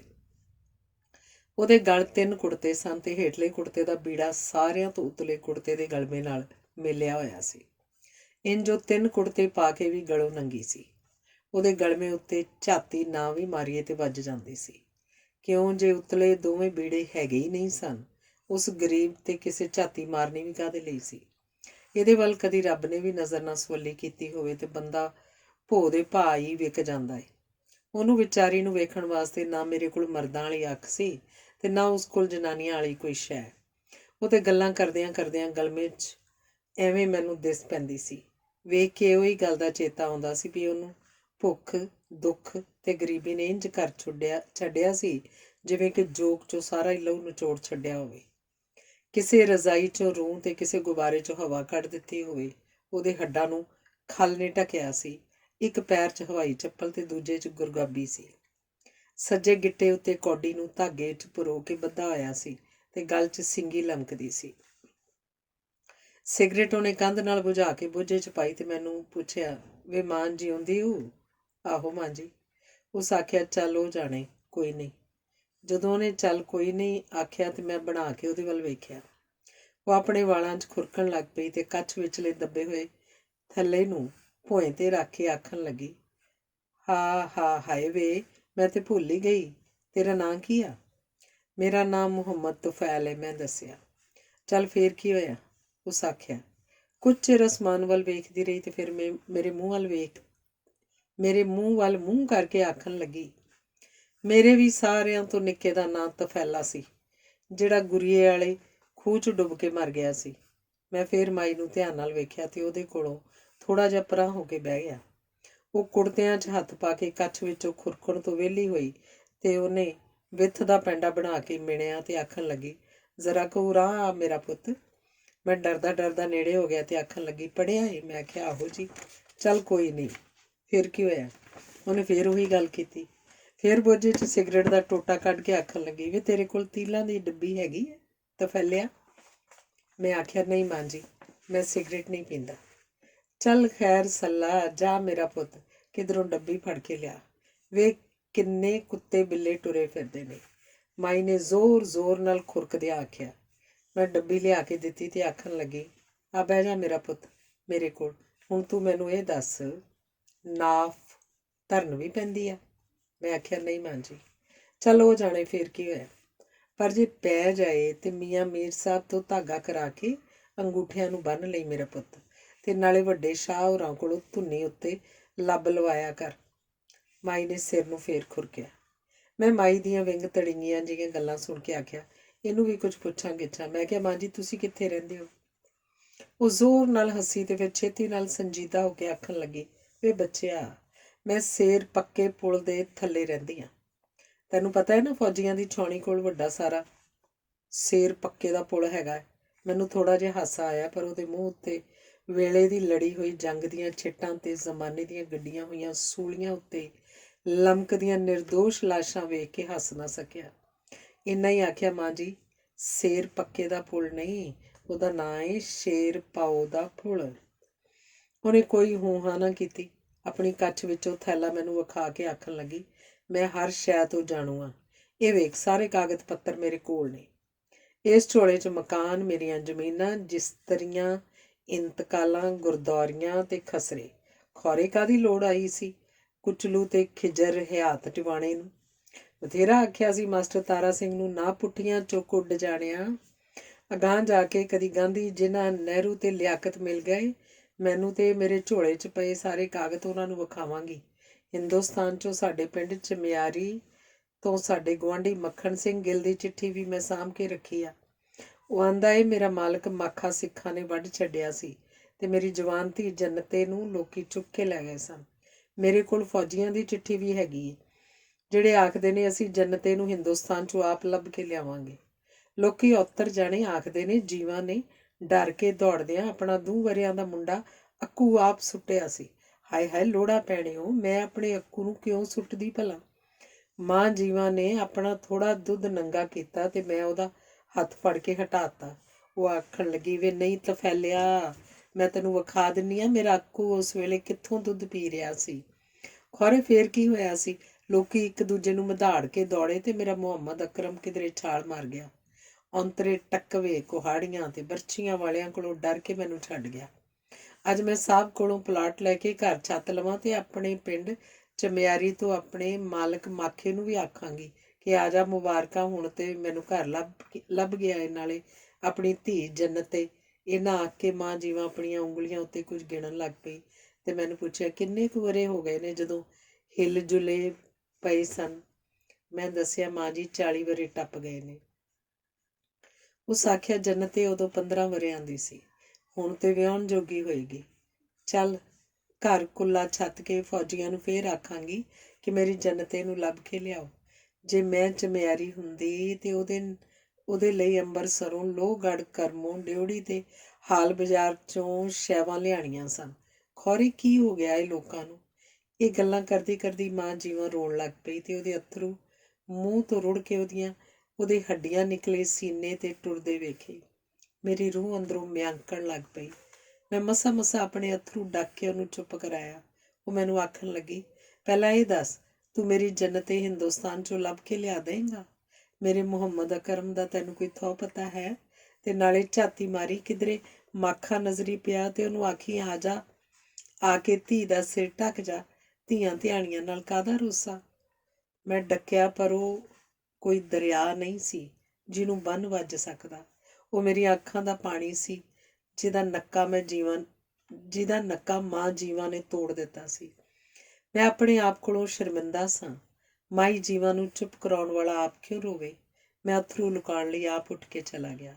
ਉਹਨੇ ਮੈਨੂੰ ਆਵਾਜ਼ਾਂ ਮਾਰੀਆਂ, ਪਰ ਮੈਂ ਹੱਥ ਦਾ ਇਸ਼ਾਰਾ ਕਰਕੇ ਇੱਕ ਤੰਦੂਰ ਤੇ ਚਲਾ ਗਿਆ। 4 ਰੋਟੀਆਂ ਤੇ ਛੋਲਿਆਂ ਦੀ ਦਾਲ ਲਿਆ ਕੇ ਮਾਂ ਜੀਵਾਂ ਦੇ ਅੱਗੇ ਰੱਖ ਕੇ ਮੈਂ ਆਪ ਵੀ ਨਾਲ ਬਹਿ ਗਿਆ। ਉਹ ਇੰਝ ਖਾਣ ਲੱਗੀ ਜਿਵੇਂ ਉਹ ਰੋਟੀ ਉਹਦੀ ਸੀ, ਜਿਵੇਂ ਰੋਟੀ ਲੈਣ ਮੈਨੂੰ ਉਹਨੇ ਘੱਲਿਆ ਸੀ। ਖਾਂਦੀ ਖਾਂਦੀ ਉਹ ਆਪਣੇ ਗਲਮੇ ਥਾਣੀ ਹੱਥ ਪਾ ਕੇ ਫਿਰ ਆਪਣੀ ਖੱਬੀ ਕੱਛ 'ਚ ਖੁਰਕਣ ਲੱਗ ਪਈ। ਇੱਕ ਕਰੀਚ ਜਿਹੀ ਸ਼ੈ ਅੱਖਾਂ 'ਚ ਆਈ, ਪਰ ਅੰਦਰੋਂ ਕਿਸੇ ਸ਼ੈ ਨੇ ਮੈਨੂੰ ਜੁੱਤੀ ਮਾਰੀ ਤੇ ਮੈਂ ਉਸੇ ਥਾਲੀ 'ਚ ਬੁਰਕੀਆਂ ਭਿਓ ਕੇ ਖਾਂਦਾ ਰਿਹਾ। ਮਾਂ ਜੀਵਾਂ ਨੇ ਅੱਧੀ ਰੋਟੀ ਖਾ ਕੇ ਹੱਥ ਆਪਣੇ ਕੁੜਤੇ ਨਾਲ ਪੂੰਝ ਲਏ ਤੇ ਮੈਨੂੰ ਆਖਣ ਲੱਗੀ, ਵੀ ਵਿਆਹ ਹੋ ਗਿਆ ਈ ਤਫੈਲਿਆ। ਮੈਂ ਕਿਹਾ, ਆਹੋ ਮਾਂ ਜੀ। ਚੱਲ ਫੇਰ ਕੀ ਹੋਇਆ, ਉਹ ਜਾਣੇ। ਇਹ ਆਖ ਕੇ ਉਹ ਸਿਗਰਟ ਦੇ ਟੋਟੇ ਨੂੰ ਅੱਗ ਲਾਉਣ ਲੱਗ ਪਈ। ਅਜੇ ਉਹਨੇ ਤੀਲੀ ਬਾਲੀ ਸੀ ਕਿ ਭੀੜ 'ਚ ਰੌਲਾ ਪੈ ਗਿਆ, ਸਾਹਿਬ ਆ ਗਿਆ, ਸਾਹਿਬ ਆ ਗਿਆ। ਮਾਈ ਨੇ ਬਲਦੀ ਤੀਲੀ ਇੱਕ ਪਾਸੇ ਸੁੱਟੀ ਤੇ ਟੋਟਾ ਬੁਰਜੇ 'ਚ ਪਾ ਕੇ ਨੱਸ ਉੱਠੀ। ਕਾਗਤਾਂ ਵਾਲਾ ਝੋਲਾ ਉਹਨੇ ਸੀਨੇ ਨਾਲ ਲਾਇਆ ਤੇ ਮੈਨੂੰ ਆਖਦੀ ਗਈ, ਵੀ ਆ ਜਾ ਤੁਫੈਲ ਸਾਹਿਬ ਆ ਗਿਆ ਏ, ਵੀ ਆ ਜਾ, ਜ਼ਮੀਨ ਲੱਭਣ ਲੱਗੀ ਹੋ, ਨੱਸ ਕੇ ਆ ਜਾ ਮੇਰਾ ਪੁੱਤ। ਇੱਕ ਭੀੜ 'ਚੋਂ ਨੱਸਦਿਆਂ ਮਾਂ ਜੀਵਾਂ ਡਿੱਗੀ ਤੇ ਉਹਦੇ ਹੱਥੋਂ ਉਹਦਾ ਝੋਲਾ ਵੀ ਡਿੱਗ ਪਿਆ। ਆਪਣਾ ਝੋਲਾ ਲੋਕਾਂ ਦੇ ਪੈਰਾਂ ਥੱਲੇ ਵੇਖ ਕੇ ਅੰਨੀ ਬੌਰੀ ਹੋ ਕੇ ਲੋਕਾਂ ਨੂੰ ਡੱਕਦੀ ਰਹੀ ਤੇ ਆਂਦੀ ਰਹੀ, ਵੇ ਔਂਤਰੇ ਲੋਕੋ, ਵੇ ਤੁਹਾਡੇ ਰੱਖੇ ਜਾਣ, ਵੇ ਔਂਤਰਿਆਂ ਨੂੰ ਖਾਣਿਓ, ਮੇਰੇ ਕਾਗਜ਼ ਤੇ ਵੇਖੋ। ਸੀਨੇ ਨਾਲ ਲਾ ਕੇ ਉਹ ਫੇਰ ਸਾਹਿਬ ਦੇ ਕੋਲ ਪੁੱਜਣ ਦੇ ਯਤਨ ਕਰਨ ਲੱਗ ਪਈ। ਸਾਹਿਬ ਅੱਗੇ ਪੁਲਿਸ ਨੇ ਕੰਧ ਬਣਾ ਲਈ। ਸਾਹਿਬ ਇੱਕ ਥੜੇ ਤੇ ਚੜ ਗਿਆ। ਇੱਕ ਬੰਦੇ ਨੇ ਉੱਤੇ ਛਤਰਾ ਤਾਣ ਦਿੱਤਾ। ਨਿੱਕੇ ਮੋਟੇ ਅਫਸਰ ਉਹਦੇ ਅੱਗੇ ਪਿੱਛੇ ਖਲੋ ਗਏ। ਕੁर्रा ਅੰਦਾਜ਼ੀ, ਕਿਸਮਤ ਪੁੜੀ ਜਾਂ ਲਾਟਰੀ ਨਿਕਲਣ ਦਾ ਵੇਲਾ ਆ ਗਿਆ। ਲੋਕੀ ਸਾਹ ਬੰਦ ਕਰਕੇ ਖਲੋ ਗਏ। ਮਗਰਲੇ ਲੋਕੀ ਅੱਡੀਆਂ ਚੁੱਕ ਕੇ ਸਾਹਿਬ ਦੀ ਸ਼ਕਲ ਤੀਕ ਪੁੱਜਦੇ ਰਹੇ। ਕੁਝ ਰੁੱਖਾਂ ਤੇ ਚੜ੍ਹ ਕੇ ਆਪਣੀ ਪਰਚੀ ਦਾ ਨੰਬਰ ਵੇਖਣ ਲੱਗ ਪਏ। ਗਰੀਬਾਬਾਦ ਬਸਤੀ 'ਚ ਵਸਣ ਲਈ ਹਰ ਬੰਦਾ ਆਪਣੇ ਨਸੀਬ ਅੱਗੇ ਹੱਥ ਜੋੜ ਰਿਹਾ ਸੀ। ਸਾਹਿਬ ਨੇ ਸ਼ੀਸ਼ੇ ਦੇ ਗਲਾਸ 'ਚ ਠੰਡਾ ਪਾਣੀ ਪੀਤਾ। ਰੁਮਾਲ ਨਾਲ ਆਪਣੇ ਲਿਸ਼ਕਦੇ ਮੱਥੇ ਤੋਂ ਮੁੜਕਾ ਸਾਫ਼ ਕਰਕੇ ਲੋਕਾਂ ਦੀ ਭੀੜ ਵੱਲ ਇੰਝ ਝਾਤੀ ਮਾਰੀ ਜਿਵੇਂ 1 ਅਪ੍ਰੈਲ ਫੂਲ ਤੇ ਕਿਸੇ ਨੇ ਸੱਦਿਆ ਹੋਵੇ। ਗੁਣੇ ਪੈਣ ਲੱਗ ਪਏ। ਪਰਚੀਆਂ ਦੇ ਨੰਬਰ ਬੋਲੇ ਗਏ, ਪਰ ਕੋਈ ਬੰਦਾ ਪਰਚੀ ਲੈ ਕੇ ਅੱਗੇ ਨਾ ਵਧਿਆ। ਨਿੱਕੇ ਅਫਸਰ ਤੇ ਪੁਲਿਸ ਵਾਲੇ ਹੀ ਪਰਚੀਆਂ ਫੜਦੇ ਰਹੇ। ਇਹ ਕਾਰਾ ਵੇਖ ਕੇ ਕਿਧਰੋਂ ਇੱਕ ਆਵਾਜ਼ ਆਈ, ਇਹ ਨੂਰਾ ਕੁਸ਼ਤੀ ਜੇ, ਧੋਖਾ ਜੇ। ਇਹਦੇ ਨਾਲ ਹੀ ਰੌਲਾ ਪੈਣ ਲੱਗ ਪਿਆ। ਪੁਲਿਸ ਵਾਲੇ ਲਾਠੀਆਂ ਫੜ ਕੇ ਖਲੋ ਗਏ। ਪਰਚੀਆਂ ਵਾਲਾ ਸੰਦੂਕ ਬੰਦ ਹੋ ਗਿਆ ਤੇ ਸਾਹਿਬ ਆਪਣੀ ਕੁਰਸੀ ਤੇ ਬਹਿ ਗਿਆ। ਇੱਕ ਨਿੱਕਾ ਅਫਸਰ ਮੇਜ਼ ਤੇ ਚੜ੍ਹ ਕੇ ਆਖਣ ਲੱਗਾ, ਆਪ ਸਭ ਲੋग सुन लें, अगर हुल्लड़बाजी होने लगी तो ये कुर्रानंदाजी बंद कर दी जाएगी।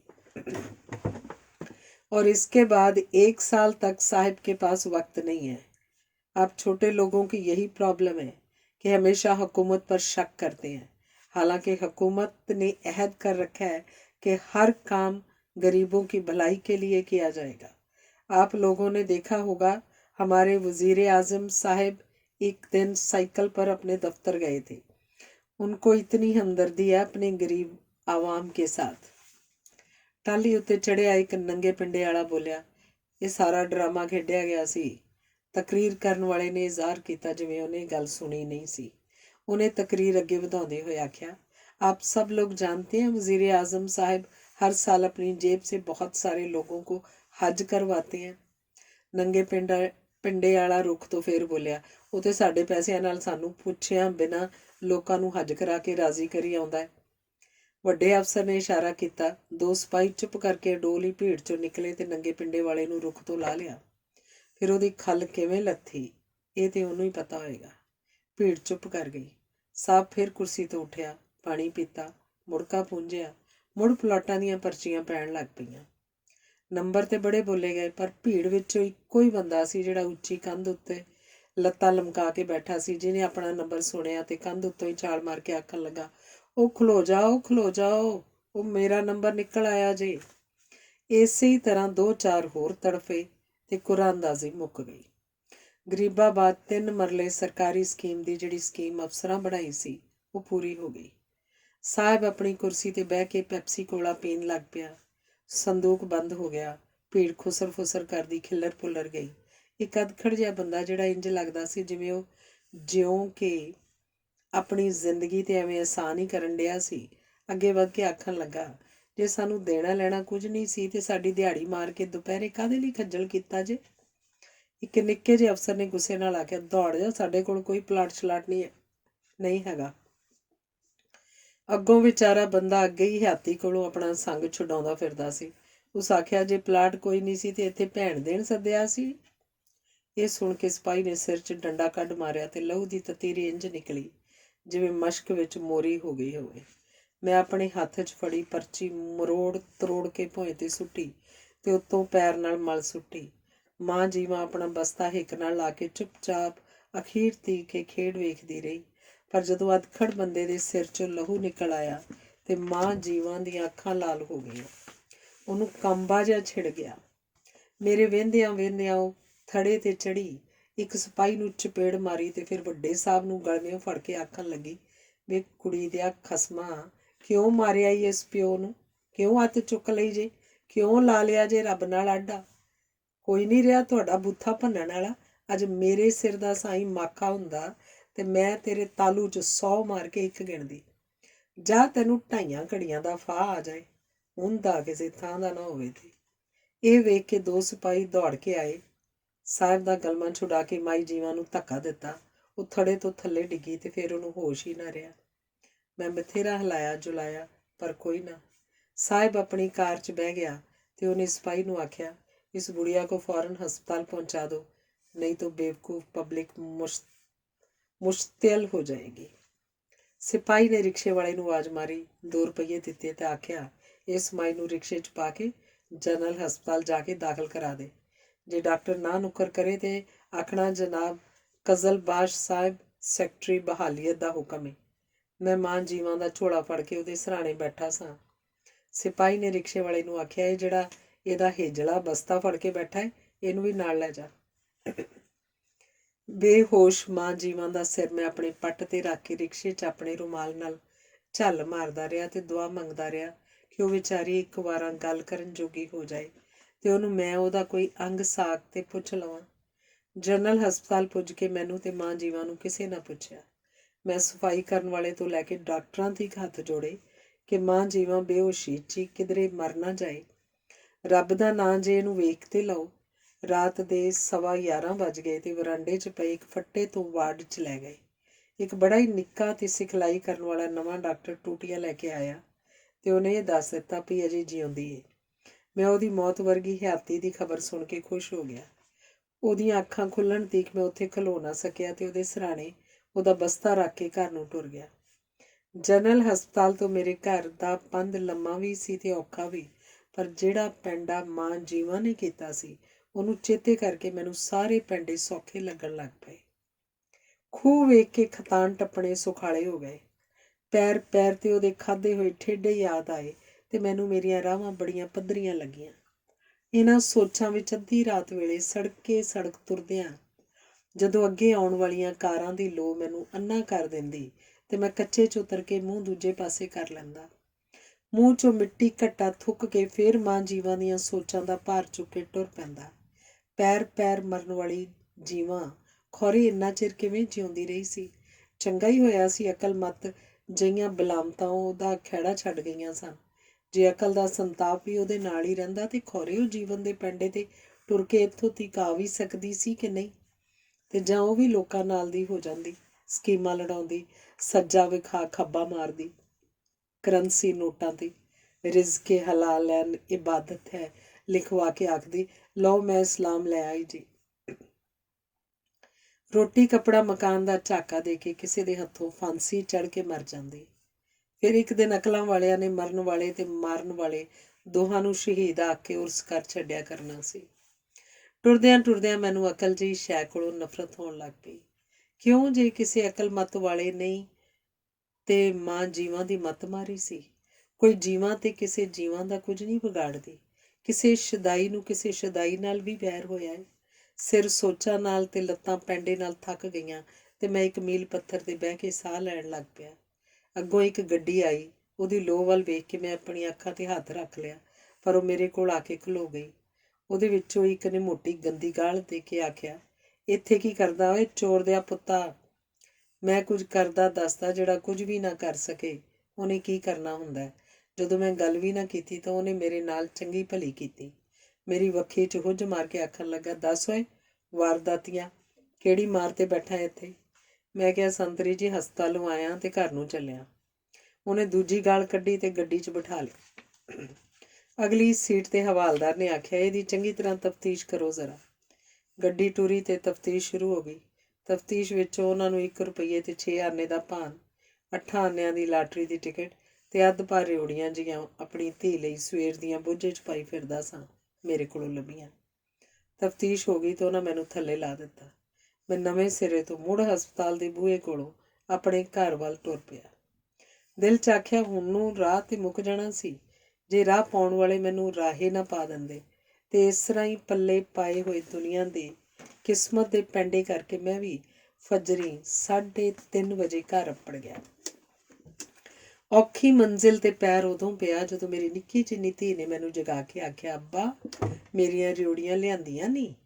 ਉਹਨੂੰ ਕੀ ਪਤਾ ਸੀ ਕਿਸਮਤ ਪੈਰ ਪੈਰ ਤੇ ਸਾਡੀ ਤਫਤੀਸ਼ ਕਰਦੀ ਏ। ਜੁਰਮ ਕਿਧਰੇ ਵੀ ਹੋਵੇ ਤਫਤੀਸ਼ ਸਾਡੀ ਹੁੰਦੀ ਏ। ਅੱਗ ਕਿਧਰੇ ਵੀ ਲੱਗੇ ਘਰ ਸਾਡਾ ਹੀ ਸੜਦਾ ਏ। ਟਿਕਟ ਅਸੀਂ ਲੈਂਦੇ ਹਾਂ ਤੇ ਲਾਟਰੀ ਕਿਸੇ ਹੋਰ ਦੀ ਨਿਕਲਦੀ ਏ। ਸਾਡੇ ਬੋਝੇ ਦੀਆਂ ਰਿਉੜੀਆਂ ਲੋਕ ਖਾ ਜਾਂਦੇ ਨੇ। ਮੇਰੀ ਧੀ ਵਿਚਾਰੀ ਰੁੱਸੀ ਰੋਈ ਤੇ ਮੁੜ ਆਪੇ ਹੀ ਠੀਕਰੀਆਂ ਨਾਲ ਖੇਡਣ ਲੱਗ ਪਈ। ਅੱਜ 3 ਦਿਨ ਹੋ ਗਏ ਸਨ ਮਾਂ ਜੀਵਾਂ ਨੂੰ ਹਸਪਤਾਲ ਛੱਡ ਆਇਆ ਸਾਂ, ਪਰ ਉਸ ਮੈਨੂੰ ਅਜੇ ਵੀ ਨਹੀਂ ਸੀ ਛੱਡਿਆ।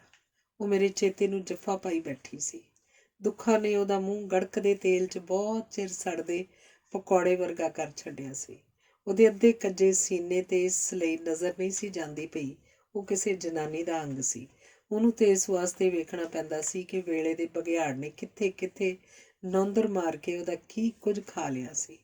ਨਾ ਮੇਰੀਆਂ ਅੱਖਾਂ ਮਾਂ ਜੀਵਾਂ ਨੂੰ ਭੁੱਲਦੀਆਂ ਸਨ ਤੇ ਨਾ ਉਹ ਮੇਰਿਆਂ ਕੰਨਾਂ 'ਚੋਂ ਨਿਕਲਦੀ ਸੀ। ਦੁਨੀਆ ਨੇ ਪਤਾ ਨਹੀਂ ਕਿੰਜ ਦੀ ਉਲਟਬਾਜ਼ੀ ਪਾ ਕੇ ਉਹਦਾ ਨਿਕਾਲ ਪੱਟ ਸੁੱਟਿਆ ਸੀ। ਹੁਣ ਇਸ ਤਰ੍ਹਾਂ ਦੀਆਂ ਗੱਲਾਂ ਕਿਉਂ ਕਰਨ ਲੱਗ ਪਈ ਸੀ। ਵੇ ਤਫੈਲ, ਮਾਂ ਜਿਉਂਦੀ ਹੋ? ਆਹੋ ਮਾਂ ਜੀ। ਚੱਲ ਕੋਈ ਨਹੀਂ, ਫਿਰ ਕੀ ਹੋਇਆ। ਤਫੈਲਿਆ ਪੁੱਤ ਵਿਆਹ ਹੋ ਗਿਆ ਈ? ਆਹੋ ਮਾਂ ਜੀ। ਉਹ ਜਾਣੇ ਪੁੱਤ ਫਿਰ ਕੀ ਹੋਇਆ। ਤੈਨੂੰ ਪੁੱਤ ਨਾਫ ਵੀ ਪੈਂਦੀ ਆ? ਨਹੀਂ ਮਾਂ ਜੀ। ਚਲੋ ਖੈਰ ਸੱਲਾ, ਕੋਈ ਗੱਲ ਨਹੀਂ। ਉਹ ਅਜੇ ਆਪਣੀ ਗੁਆਚੀ ਧੀ ਜੰਨਤੇ ਪੁੱਤ ਅਕਰਮ ਤੇ ਸਾਈਂ ਮੁਬਾਰਕ ਨੂੰ ਉਡੀਕਦੀ ਪਈ ਏ। ਉਹ ਆਖਦੀ ਸੀ, ਆ ਜਾ ਮਾਖਿਆ, ਧੀ ਦਾ ਸਿਰ ਕੱਜ ਜਾ, ਜੰਨਤੇ ਨੂੰ ਪਿਆਰ ਦੇ ਕੇ ਡੋਲੇ 'ਚ ਪਾ ਜਾ, ਧੀਆਂ ਨਾਲ ਕਾਹਦਾ ਰੋਸਾ। ਮੈਂ ਸੋਚਦਾ ਚੰਗਾ ਹੋਇਆ ਰੱਬ ਨੇ ਦੋਹਾਂ ਨੂੰ ਜਿਉਂਦਾ ਨਹੀਂ ਰੱਖਿਆ। ਇੱਕ ਸ਼ੈ ਮਾਰ ਛੱਡੀ। ਜੀਵਾਂ ਸਾਹ ਲੈਂਦੀ ਰਹੀ ਤੇ ਉਹਦੀ ਮੌਤ ਮਾਰ ਦਿੱਤੀ। ਮੌਤ ਤੇ ਜੀਵਾਂ ਦੋਵੇਂ ਜਿਉਂਦੀਆਂ ਰਹਿੰਦੀਆਂ ਤੇ ਜੀਵਾਂ ਦਾ ਖੌਰੇ ਕੀ ਬਣਨਾ ਸੀ। ਬੰਦੇ ਦੇ ਜਿਉਣ ਲਈ ਉਮੀਦਾਂ, ਆਸਰੇ, ਆਸਾਂ ਹੀ ਤੇ ਹੁੰਦੀਆਂ ਨੇ, ਜਿਹੜੀਆਂ ਜੀਵਾਂ ਕੋਲ ਹੈਗੀਆਂ ਸਨ। ਜੇ ਉਹਦੇ ਕੋਲ ਮੌਤ ਹੁੰਦੀ ਤੇ ਉਸ ਵਿਚਾਰੀ ਨੇ ਕਦੋਂ ਦਾ ਮਰ ਜਾਣਾ ਸੀ। ਆਖੇ ਅਕਲ ਵਾਲੇ ਦੀ ਮੌਤ। ਇਹ ਸਾਰੀਆਂ ਗੱਲਾਂ ਦੁੱਖਾਂ ਦੇ ਰਾਸ਼ਨ ਕਾਰਡ ਫੜੀ ਅਜੇ ਮੇਰੇ ਚੇਤੇ ਦੇ ਦੁਆਰੇ ਖਲੋ ਕੇ ਕੁਝ ਮੰਗ ਹੀ ਰਹੀਆਂ ਸਨ ਕਿ ਗੁਆਂਢੀਆਂ ਦੇ ਘਰੋਂ ਰੇਡੀਓ ਦੀ ਆਵਾਜ਼ ਨੇ ਇੱਕ ਹੋਰ ਉਦ ਬਾਲ ਦਿੱਤੀ। ਉਹ ਵਾਰਿਸ ਸ਼ਾਹ ਨੂੰ ਪਈ ਆਖਦੀ ਸੀ, ਕਿਧਰੇ ਕਬਰਾਂ ਵਿੱਚੋਂ ਬੋਲ, ਇੱਕ ਰੋਈ ਸੀ ਧੀ ਪੰਜਾਬ ਦੀ। ਮੈਂ ਇੱਕ ਵਾਰਾ ਫੇਰ ਕੱਚੀ ਕੰਧ ਦੇ ਪਰਛਾਵੇਂ ਥੱਲੇ ਜਾ ਕੇ ਪੰਜਾਬ ਦੀ ਮਾਂ ਕੋਲ ਬਹਿ ਗਿਆ, ਜਿੱਥੇ ਅਸਾਂ ਦੋਹਾਂ ਨੇ ਇੱਕ ਦਿਨ ਪਲਾਟਾਂ ਦੀ ਕੁर्रा ਅੰਦਾਜ਼ੀ ਲਈ ਵੱਡੇ ਸਾਹਿਬ ਨੂੰ ਉਡੀਕਿਆ ਸੀ। ਉਹ ਮੁੜ ਮੈਨੂੰ ਗੱਲਾਂ ਸੁਣਾਉਣ ਲੱਗ ਪਈ। ਉਹਨੇ ਆਖਿਆ ਸੀ, ਵੇ ਤਫੈਲ ਪੁੱਤਰ, ਮੇਰਾ ਮੁਹੰਮਦ ਅਕਰਮ ਆਇਆ ਤੇ ਮੈਂ ਉਹਨੂੰ ਇੰਨਾ ਪੜ੍ਹਾਵਾਂਗੀ ਕਿ ਸਿੱਧਾ ਪਟਵਾਰੀ ਲੱਗ ਜਾਏ। ਸਾਡੇ ਪਿੰਡ ਦੀ ਰਸੂਲਾਂ ਬਰਵਾਲੀ ਦੇ ਪਟਵਾਰੀ ਪੁੱਤ ਵਾਂਗੂ ਉਹਦੀ ਵੀ ਵੱਡਿਆਂ ਨਾਲ ਸਾਂਝ ਹੋਏਗੀ। ਮੈਂ ਵੀ ਅਮੀਰਾਂ ਦੇ ਵਿਆਹ ਜਾਇਆ ਕਰਾਂਗੀ। ਰਸੂਲਾਂ ਆਖਦੀ ਸੀ, ਤਹਿਸੀਲਦਾਰ ਆਂਦਾ ਸੀ, ਪਟਵਾਰੀ ਮੇਰੀ ਧੀ ਦਾ ਮਾਮਾ ਏ। ਰਸੂਲਾਂ ਆਂਦੀ ਸੀ, ਮੈਨੂੰ ਤੇ ਡੀਸੀ ਵੀ ਮਿਲਦਾ ਗਿਲਦਾ ਰਹਿੰਦਾ ਏ। ਜਦੋਂ ਵੀ ਡੀਸੀ ਦੀ ਮੱਝ ਸੁੱਕ ਜਾਂਦੀ ਏ, ਮੇਰਾ ਪੁੱਤ ਸੱਜਰ ਸੂਈ ਮੱਝ ਉਹਦੇ ਕਿੱਲੇ ਤੇ ਬੰਨ੍ਹ ਆਉਂਦਾ ਏ। ਬੜਿਆਂ ਲੋਕਾਂ ਦੇ ਭਲੇ ਕਰਦਾ ਏ ਜਿਉਣ ਜੋਗਾ। 2 ਕੋਠੀਆਂ ਵੀ ਬਣਾ ਲਈਆਂ ਨੇ ਸੁੱਖ ਨਾਲ। ਮੇਰੇ ਚੇਤੇ ਦਾ ਸੱਪ ਜਦੋਂ ਮੇਰੇ ਹਿਰਦੇ ਤੇ ਕੁੰਡਲੀ ਮਾਰ ਕੇ ਬਹਿ ਗਿਆ ਤੇ ਮੇਰੇ ਕੋਲ ਇੱਕੋ ਹੀ ਚਾਰਾ ਸੀ। ਮੈਂ ਚੁੱਪ ਕਰਕੇ ਜਨਰਲ ਹਸਪਤਾਲ ਨੂੰ ਜਾਣ ਵਾਲੀ ਬੱਸ ਤੇ ਬਹਿ ਗਿਆ। ਵਰਾਂਡੇ 'ਚ ਉਸੇ ਲੱਕੜ ਦੇ ਫੱਟੇ ਉੱਤੇ ਇੱਕ ਬਾਬਾ ਲੰਮੇ ਸਾਹ ਲੈ ਰਿਹਾ ਸੀ, ਜਿੱਥੇ ਇੱਕ ਦਿਨ ਮੈਂ ਬੇਹੋਸ਼ ਮਾਂ ਜੀਵਾਂ ਨੂੰ ਲਿਆ ਕੇ ਪਾਇਆ ਸੀ। ਅੰਦਰ ਵਾਰਡ 'ਚ ਵੜਿਆ ਸਾਂ ਤੇ ਕੰਪਾਊਂਡਰ ਨੇ ਮੈਨੂੰ ਪਛਾਣ ਲਿਆ। ਉਹ ਮੈਨੂੰ ਗੁੱਟ ਤੋਂ ਫੜ ਕੇ ਸਿੱਧਾ ਵੱਡੇ ਡਾਕਟਰ ਕੋਲ ਲੈ ਗਿਆ ਤੇ ਆਖਣ ਲੱਗਾ, ਲਓ ਡਾਕਟਰ ਸਾਹਿਬ, ਅੱਜ ਆ ਗਿਆ ਜੇ ਮਾਂ ਜੀਵਾਂ ਦਾ ਸੁਰਜਣ ਪੁੱਤ। ਇਹਨੂੰ ਦਾਖਲ ਕਰਾ ਕੇ ਆਪ ਨੱਸ ਗਿਆ ਸਾਜੇ। ਮੈਂ ਅਜੇ ਕੁਝ ਆਖਣ ਹੀ ਲੱਗਾ ਸਾਂ ਕਿ ਵੱਡੇ ਡਾਕਟਰ ਦਬਕਾ ਮਾਰ ਕੇ ਆਖਿਆ, ਬਕ ਨਾ ਕਰ, ਚੁੱਪ ਕਰਕੇ ਬਹਿ ਜਾ ਤੇ ਜੋ ਕੁਝ ਪੁੱਛਾਂ ਦੱਸਦਾ ਜਾ। ਫਿਰ ਉਹਨੇ ਮੈਨੂੰ ਪੁੱਛਿਆ, ਉਹ ਤੇਰੀ ਸਕੀ ਮਾਂ ਸੀ ਤੇ ਉਹਨੂੰ ਧੱਕਾ ਮਾਰ ਕੇ ਮਾਰਨ ਦੀ ਕੋਸ਼ਿਸ਼ ਕਿਉਂ ਕੀਤੀ ਸੀ? ਦੱਸ, ਉਹਦੀ ਜਾਇਦਾਦ ਤੇ ਕਿਹਦਾ ਕਬਜ਼ਾ ਹੈ? ਤੂੰ ਉਹਨੂੰ ਹਸਪਤਾਲ ਛੱਡ ਕੇ ਦੌੜ ਕਿਉਂ ਗਿਆ ਸੈਂ? ਮਾਈ ਦਾ ਘਰ ਕੁੱਲਾ ਕਿੱਥੇ ਤੇ ਨਾਲੇ ਉਹਦਾ ਪੈਸਾ ਧੇਲਾ ਬੋਝੇ ਚੋਂ ਕੱਢ ਕੇ ਕਿਉਂ ਲੈ ਗਿਆ ਸੈਂ? ਮੈਨੂੰ ਪਤਾ ਲੱਗ ਗਿਆ ਕਿ ਪੁਲਿਸ ਨੇ ਮਾਂ ਜੀਵਾਂ ਦੀ ਮੌਤ ਵੀ ਮੇਰੇ ਮੋਢਿਆਂ ਤੇ ਪਾਈ ਹੈ। ਮਾਂ ਜੀਵਾਂ ਦਾ ਜਿਉਣਾ ਵੀ ਝੂਠਾ ਤੇ ਮੌਤ ਵੀ ਝੂਠੀ। ਮੇਰੀਆਂ ਅੱਖਾਂ 'ਚ ਅੱਥਰੂ ਆ ਗਏ ਤੇ ਡਾਕਟਰ ਨੇ ਆਖਿਆ, ਹੁਣ ਮਗਰਮੱਛ ਦੇ ਅੱਥਰੂ ਨਾ ਵਗਾ। ਤੂੰ ਉਸ ਗਰੀਬ ਨੂੰ ਮਾਰ ਕੇ ਕੋਈ ਹਲਾਲੀਆਂ ਵਾਲਾ ਕੰਮ ਨਹੀਂ ਕੀਤਾ। ਕਦੀ ਮਾਵਾਂ ਨਾਲ ਵੀ ਕਿਸੇ ਇੰਜ ਕੀਤਾ ਹੈ? ਤੈਨੂੰ ਤੇ ਨੀਵੀਂ ਥਾਂ ਬਿਠਾ ਕੇ ਚਿੱਤਰ ਮਾਰਨੇ ਚਾਹੀਦੇ ਨੇ। ਇਹ ਆਖ ਕੇ ਡਾਕਟਰ ਨੇ ਮੇਰੇ ਅੱਗੇ ਇੱਕ ਫਾਰਮ ਰੱਖਿਆ ਤੇ ਆਖਣ ਲੱਗਾ, ਲੈ ਫੜ, ਇੱਥੇ ਖੱਬਾ ਅੰਗੂਠਾ ਲਾ ਤੇ ਉਹਦਾ ਰਹਿੰਦਾ ਖੂੰਹਦਾ ਸੌਦਾ ਵੀ ਸਾਡੇ ਕੋਲੋਂ ਚੁੱਕ। ਮੈਂ ਕਿਸੇ ਗੱਲ ਨੂੰ ਨਾ ਸਮਝਿਆ ਤੇ ਨਾ ਹੀ ਡਾਕਟਰ ਦੀ ਕਿਸੇ ਗੱਲ ਨੂੰ ਮੋੜਿਆ। ਅੰਗੂਠਾ ਲਾਇਆ ਤੇ ਕੰਪਾਊਂਡਰ ਨੇ ਅਲਮਾਰੀ 'ਚੋਂ ਮਾਈ ਜੀਵਾਂ ਦਾ ਮੈਲਾ ਕੁਚੈਲਾ ਕਾਗਜ਼ ਪੱਤਰਾਂ ਵਾਲਾ ਥੈਲਾ ਮੇਰੀ ਝੋਲੀ 'ਚ ਰੱਖ ਦਿੱਤਾ। ਇਹ ਥੈਲਾ ਮੈਨੂੰ ਤਾਂ ਮਿਲ ਗਿਆ ਵੀ ਇਹਦੇ 'ਚ ਦੁਨੀਆ ਦੀ ਕੋਈ ਸ਼ੈ ਨਹੀਂ ਸੀ ਜਿਹੜੀ ਦੁਨੀਆ ਦੇ ਕੰਮ ਆ ਸਕਦੀ। ਇਹ ਥੈਲਾ ਹੀ ਮਾਂ ਜੀਵਾਂ ਦੀ ਜ਼ਿੰਦਗੀ ਭਰ ਦੀ ਕਮਾਈ ਸੀ। ਇਹ ਥੈਲਾ ਹੀ ਇਨਾਮ ਸੀ ਜਿਹੜਾ ਮੁਸਲਿਮ ਲੀਗ ਤੇ ਕਾਂਗਰਸ ਨੇ ਭਾਰਤ ਤੇ ਪਾਕਿਸਤਾਨ ਬਣਾ ਕੇ ਮਾਂ ਜੀਵਾਂ ਨੂੰ ਦਿੱਤਾ ਸੀ। ਇਸੇ ਥੈਲੇ 'ਚ ਉਹਦਾ ਟੱਬਰ, ਘਰ ਤੇ ਜ਼ਮੀਨਾਂ ਸਨ। ਆਖਰ ਉਹ ਇਸ ਥੈਲੇ 'ਚ ਇੱਕ ਹੋਰ ਕਾਗਜ਼ ਪਾਉਣ ਲਈ ਗਰੀਬਾਬਾਦ ਦੀ ਬਸਤੀ 'ਚ ਵਸਣ ਲਈ ਇੱਕ ਹੋਰ ਘਰ ਲੱਭਦੀ ਉਸ ਘਰ ਵਿੱਚ ਜਾ ਵੜੀ ਜਿੱਥੇ ਅਮੀਰ ਗਰੀਬ ਇੱਕ ਦਿਨ ਇਕੱਠੇ ਹੋ ਜਾਂਦੇ ਨੇ। ਮੈਂ ਡਾਕਟਰ ਨੂੰ ਸਾਰੀ ਗੱਲ ਦੱਸੀ ਤੇ ਉਹ ਪਰੇਸ਼ਾਨ ਜਿਹਾ ਹੋ ਗਿਆ। ਉਹਨੇ ਮੇਰੀ ਝੋਲੀ 'ਚੋਂ ਮਾਂ ਜੀਵਾਂ ਦਾ ਥੈਲਾ ਫੜ ਕੇ 1-2 ਕਾਗਜ਼ ਪੜ੍ਹੇ ਤੇ ਉਹਦੇ ਮੱਥੇ ਤੇ ਪਾਣੀ ਦੇ ਤੁਪਕੇ ਸਿਰ 'ਚੋਂ ਨਿਕਲ ਕੇ ਜੰਮ ਗਏ। ਖੌਰੇ ਅੰਦਰੋਂ ਪਾਣੀ ਹੋ ਗਿਆ ਸੀ। ਉਹਨੇ ਹੌਲੀ ਉਹ ਕਾਗਜ਼ ਮੁੜ ਮਾਂ ਜੀਵਾਂ ਦੇ ਥੈਲੇ 'ਚ ਪਾਏ, ਨਲਕੇ ਤੇ ਹੱਥ ਧੋਤੇ ਤੇ ਹੌਲੀ ਜੀ ਮਰੀ ਆਵਾਜ਼ 'ਚ ਮੈਨੂੰ ਆਖਣ ਲੱਗਾ, ਜਾ ਤਫੈਲ, ਇਹ ਥੈਲਾ ਲੈ ਜਾ ਤੇ ਮੁੜ ਕਦੀ ਹਸਪਤਾਲ ਨਾ ਆਈ ਤੇ ਫਾਰਮ ਤੇ ਲਿਖਿਆ ਆਪਣਾ ਪਤਾ ਵੀ ਪਾੜ ਦੇ। ਪੁਲਿਸ ਪੁੱਛੇਗੀ ਤੇ ਮੈਂ ਆਪੇ ਹੀ ਗੱਲ ਕਰ ਲਾਂਗਾ। ਮੈਨੂੰ ਪਤਾ ਲੱਗ ਗਿਆ ਵੀ ਡਾਕਟਰ ਦੇ ਅਹਿਸਾਸ ਨੂੰ ਸੱਚਾਈ ਦਾ ਤਾਪ ਫੂਕ ਕੇ ਚੜ੍ਹ ਗਿਆ ਸੀ। ਮੈਂ ਸਲਾਮ ਕੀਤਾ ਤੇ ਝੋਲਾ ਚੁੱਕ ਕੇ ਹਸਪਤਾਲ 'ਚੋਂ ਬਾਹਰ ਨਿਕਲ ਆਇਆ। ਘਰ ਜਾ ਕੇ ਆਪਣੇ ਇੱਕ ਲੋਹੇ ਦੇ ਸੰਦੂਕ 'ਚ ਮਾਂ ਜੀਵਾਂ ਦਾ ਥੈਲਾ ਰੱਖ ਕੇ ਛਾਬੀ 'ਚ ਪਾਈ ਰੋਟੀ ਵੱਲ ਧਿਆਨ ਮਾਰਿਆ ਤੇ ਰੋਟੀ ਮੈਨੂੰ ਖਾਣ ਨੂੰ ਪਈ। ਮੰਜੀ ਤੇ ਪਿਆ ਤੇ ਭੁੱਖੇ ਨੂੰ ਨੀਂਦ ਨਾ ਪਈ। ਫਿਰ ਹੌਲੀ ਲੰਘਦਾ ਹੋਇਆ ਵੇਲਾ ਮਾਂ ਜੀਵਾਂ ਦੀਆਂ ਯਾਦਾਂ ਨੂੰ ਵੀ ਨਾਲ ਲੈ ਗਿਆ। ਧੱਕਿਆਂ ਧੌੜਿਆਂ ਨਾਲ ਵੱਜਦਾ ਕਹਿੰਦਾ ਸਾਰਾ ਕੁਝ ਭੁੱਲ ਭੁਲਾ ਬੈਠਾ ਸਾਂ ਕਿ ਇੱਕ ਦਿਨ ਮੇਰੇ ਬਾਲ ਆਪਣੇ ਨਿੱਕੇ ਮਾਮੇ ਦੇ ਵਿਆਹ ਚੱਲੇ ਤੇ ਉਹਨਾਂ ਨੂੰ ਸੰਦੂਕ ਦੀ ਲੋੜ ਪਈ। ਉਹਨਾਂ ਸੰਦੂਕ 'ਚੋਂ ਸਾਰੀਆਂ ਸ਼ੈਵਾਂ ਕੱਢ ਕੇ ਪੜਛੱਤੀ ਤੇ ਰੱਖ ਦਿੱਤੀਆਂ ਤੇ ਮਾਂ ਜੀਵਾਂ ਦਾ ਥੈਲਾ ਇੱਕ ਗੁੱਠੇ ਵਗਾ ਕੇ ਮਾਰਿਆ। ਵਿੱਚੋਂ ਕਈ ਕਾਗਜ਼ ਖਿਲਰ ਗਏ। ਇੱਕ ਕਾਗਜ਼ ਉੱਤੇ ਮਾਤਕਾ ਜਿਹਾ ਅੰਗੂਠਾ ਲੱਗਾ ਵੇਖਿਆ, ਜਿਹਦੇ ਥੱਲੇ ਲਿਖਿਆ ਸੀ, ਮੱਸੋ ਮਾਤ ਜੀਵਾਂ ਜੋਜ਼ਾ ਮੁਬਾਰਕ ਅਲੀ। ਇਹ ਸਾਰੀਆਂ ਅਰਜ਼ੋਈਆਂ, ਤਰਲੇ, ਮਿੰਨਤਾਂ ਤੇ ਹਾੜੇ ਸਨ। ਉਹ ਹਾਕਮਾਂ ਕੋਲੋਂ ਘਰ ਭੋਏ ਤੇ ਇਨਸਾਫ ਮੰਗਦੀ ਰਹੀ। ਉਹ ਸਵਾਲ ਕਰਦੀ ਰਹੀ, ਪਰ ਜਵਾਬ ਵਾਸਤੇ ਕਿਸੇ ਕੋਲ ਵੇਲ ਨਹੀਂ ਸੀ ਹੈਗੀ। ਉਹ ਪਟਵਾਰੀ ਤੋਂ ਲੈ ਕੇ ਗਵਰਨਰ ਜਨਰਲ ਤੱਕ ਕਾਗਜ਼ ਦੇ ਘੋੜੇ ਤੇ ਬਹਿ ਕੇ ਗਈ। ਇਸ ਵਾਸਤੇ ਉਹ ਜਿੱਥੋਂ ਟੁਰੀ ਸੀ ਉੱਥੇ ਖਲੋਤੀ ਦੁਨੀਆ ਤੋਂ ਦੂਰ ਟੁਰ ਗਈ। ਉਹਦੀਆਂ ਚਿੱਠੀਆਂ 'ਚੋਂ ਸਿਰਫ ਇੱਕ ਹੀ ਚਿੱਠੀ ਦਾ ਜਵਾਬ ਮੈਨੂੰ ਲੱਭਾ ਸੀ, ਜਿਹਨੂੰ ਪੜ੍ਹ ਕੇ ਮੇਰੀਆਂ ਡਾਢਾਂ ਨਿਕਲ ਗਈਆਂ ਤੇ ਮੈਂ ਬੇਵੱਸ ਹੋ ਕੇ ਮਾਂ ਜੀਵਾ ਨੂੰ ਮਿਲਣ ਟੁਰ ਗਿਆ। ਇਹ ਚਿੱਠੀ ਭਾਰਤ ਤੋਂ ਮੱਖਣ ਸਿੰਘ ਗਿੱਲ ਦੀ ਸੀ। ਉਸ ਲਿਖਿਆ ਸੀ, ਜੀਵਾ ਭੈਣ ਜੀ, ਤੁਹਾਡਾ ਖੱਤ ਅੱਪੜ ਗਿਆ ਏ। ਮੈਂ ਬੜਾ ਧੰਨਵਾਦੀ ਹਾਂ। ਬੜੇ ਹਿਰਖ ਨਾਲ ਤੁਹਾਨੂੰ ਉੱਤਰ ਦੇ ਰਿਹਾ ਕਿ ਤੁਹਾਡਾ ਘਰ ਵਾਲਾ ਤੇ ਮੇਰਾ ਯਾਰ ਮੁਬਾਰਕ ਹੁਣ ਇਸ ਦੁਨੀਆ 'ਚ ਨਹੀਂ ਰਿਹਾ। ਉਹ ਤੇ ਉਸ ਦਿਹਾੜੇ ਦੀ ਲਹੂ ਦੀ ਹੋਲੀ ਖੇਡਣ ਵਾਲਿਆਂ ਮੁਕਾ ਛੱਡਿਆ ਸੀ। ਤੁਸਾਂ ਜੰਨਤੇ ਦਾ ਭੋਗ ਵੀ ਪਾਇਆ ਏ। ਕੀ ਦੱਸਾਂ ਮੇਰੀਏ ਭੈਣੇ, ਜਦੋਂ ਹਿਰਨੀ ਬਘਿਆੜਾਂ ਦੇ ਹੱਥ ਚੜ੍ਹ ਜਾਏ ਤੇ ਕੀ ਰਹਿ ਜਾਂਦਾ ਏ। ਮੈਂ ਤੇ ਦੱਸਣ ਯੋਗ ਵੀ ਨਹੀਂ। ਤੂੰ ਪੁੱਛ ਕੇ ਕੀ ਕਰੇਂਗੀ? ਜੇ ਮੇਰੀ ਭੈਣ ਏ ਤਾਂ ਮਿੱਟੀ ਰੁਲੀਆਂ ਇੱਜ਼ਤਾਂ ਉੱਤੇ ਮਿੱਟੀ ਪਾ ਕੇ ਅੱਖਾਂ ਮੀਟ ਲੈ। ਲਾਗੇ ਚਾਗੇ ਦੇ ਸਾਰੇ ਪਿੰਡ ਗਾਹ ਮਾਰੇ ਸਨ, ਪਰ ਜੰਨਤੇ ਕਿਧਰੇ ਹੁੰਦੀ ਤੇ ਲੱਭਦੀ। ਮੈਂ ਸੂਰੇਪੁਰ, ਕੋਟਲੀ, ਗੁਜਰਾਂਵਾਲੀ, ਚੀਮੇ ਤੇ ਅਜਨਾਲਾ ਵੀ ਫੋਲ ਮਾਰਿਆ, ਪਰ ਇਸ ਦੁਨੀਆ ਤੋਂ ਚਲਾਣਾ ਕਰ ਜਾਣ ਵਾਲੇ ਵੀ ਕਦੀ ਮੁੜੇ ਨੇ। ਭੁੱਲਿਆ ਜਾਏ ਤੇ ਭੁੱਲ ਜਾਵੀਂ ਮੇਰੀਏ ਭੈਣੇ। ਤੇਰਾ ਵੀਰ ਮੱਖਣ ਸਿੰਘ, ਚਿਮਿਆਰੀ, ਜ਼ਿਲ੍ਹਾ ਅੰਮ੍ਰਿਤਸਰ। ਕਬਰਾਂ ਕੱਢਣ ਵਾਲੇ ਗੋਰਕਨ ਨੇ ਕੁੰਡੀ ਡੰਡਾ ਧੋ ਕੇ ਥੱਲੇ ਮੁੱਦਾ ਮਾਰਿਆ ਤੇ ਠੂਠੇ ਨੂੰ ਡੀਕ ਲਾ ਲਈ। ਬੂਟੀ ਪੀ ਕੇ ਅਜੇ ਪੂਰਾ ਬਾਦਸ਼ਾਹ ਨਹੀਂ ਸੀ ਬਣਿਆ ਕਿ ਮੈਂ ਪੁੱਛਿਆ, ਬਾਬਾ ਜੀ, ਕੁਝ ਯਾਦ ਹੋਵੇ ਤੇ ਇੰਨਾ ਕੁ ਦੱਸ ਸਕਦੇ ਹੋ ਵੀ ਅੱਜ ਤੋਂ ਲਗਭਗ 1.5 ਮਹੀਨਾ ਪਹਿਲਾਂ ਇੱਕ ਬੁੱਢੜੀ ਜੀਵਾਂ ਇੱਥੇ ਦਫਨ ਕੀਤੀ ਸੀ ਤੇ ਉਹਦੀ ਕਬਰ ਕਿਹੜੀ ਏ? ਬਾਵੇ ਨੇ ਮੁੱਛਾਂ ਤੋਂ ਸਾਵਾ ਰੰਗ ਪੂੰਝ ਕੇ ਆਖਿਆ, ਭਲਿਆ ਲੋਕਾਂ, ਕੋਈ ਨਵੀਂ ਕਬਰ ਕਢਾਣੀ ਆ ਤੇ ਦੱਸ। ਜੇ ਅਸੀਂ ਮਰੇ ਮੁਰਦਿਆਂ ਦਾ ਧਿਆਨ ਰੱਖਣ ਲੱਗ ਪਏ ਤੇ ਕਰ ਲੀਆਂ ਕਮਾਈਆਂ। ਆਵਣ ਵਾਲਿਆਂ ਨੂੰ ਪੁੱਛੀਦਾ ਏ, ਗਏ ਗੁਜ਼ਰਿਆਂ ਨੂੰ ਕੌਣ ਵੇਖਦਾ ਈ? ਮੈਂ ਆਖਿਆ, ਬਜ਼ੁਰਗੋ, ਉਹ ਇੱਕ ਲਾਵਾਰਸ ਬੁੱਢੜੀ ਸੀ ਜਿਹੜੀ ਜਨਰਲ ਹਸਪਤਾਲ 'ਚ ਆਖਰੀ ਵਾਰ ਮਰੀ ਸੀ। ਕੁਝ ਯਾਦ ਕਰੋ।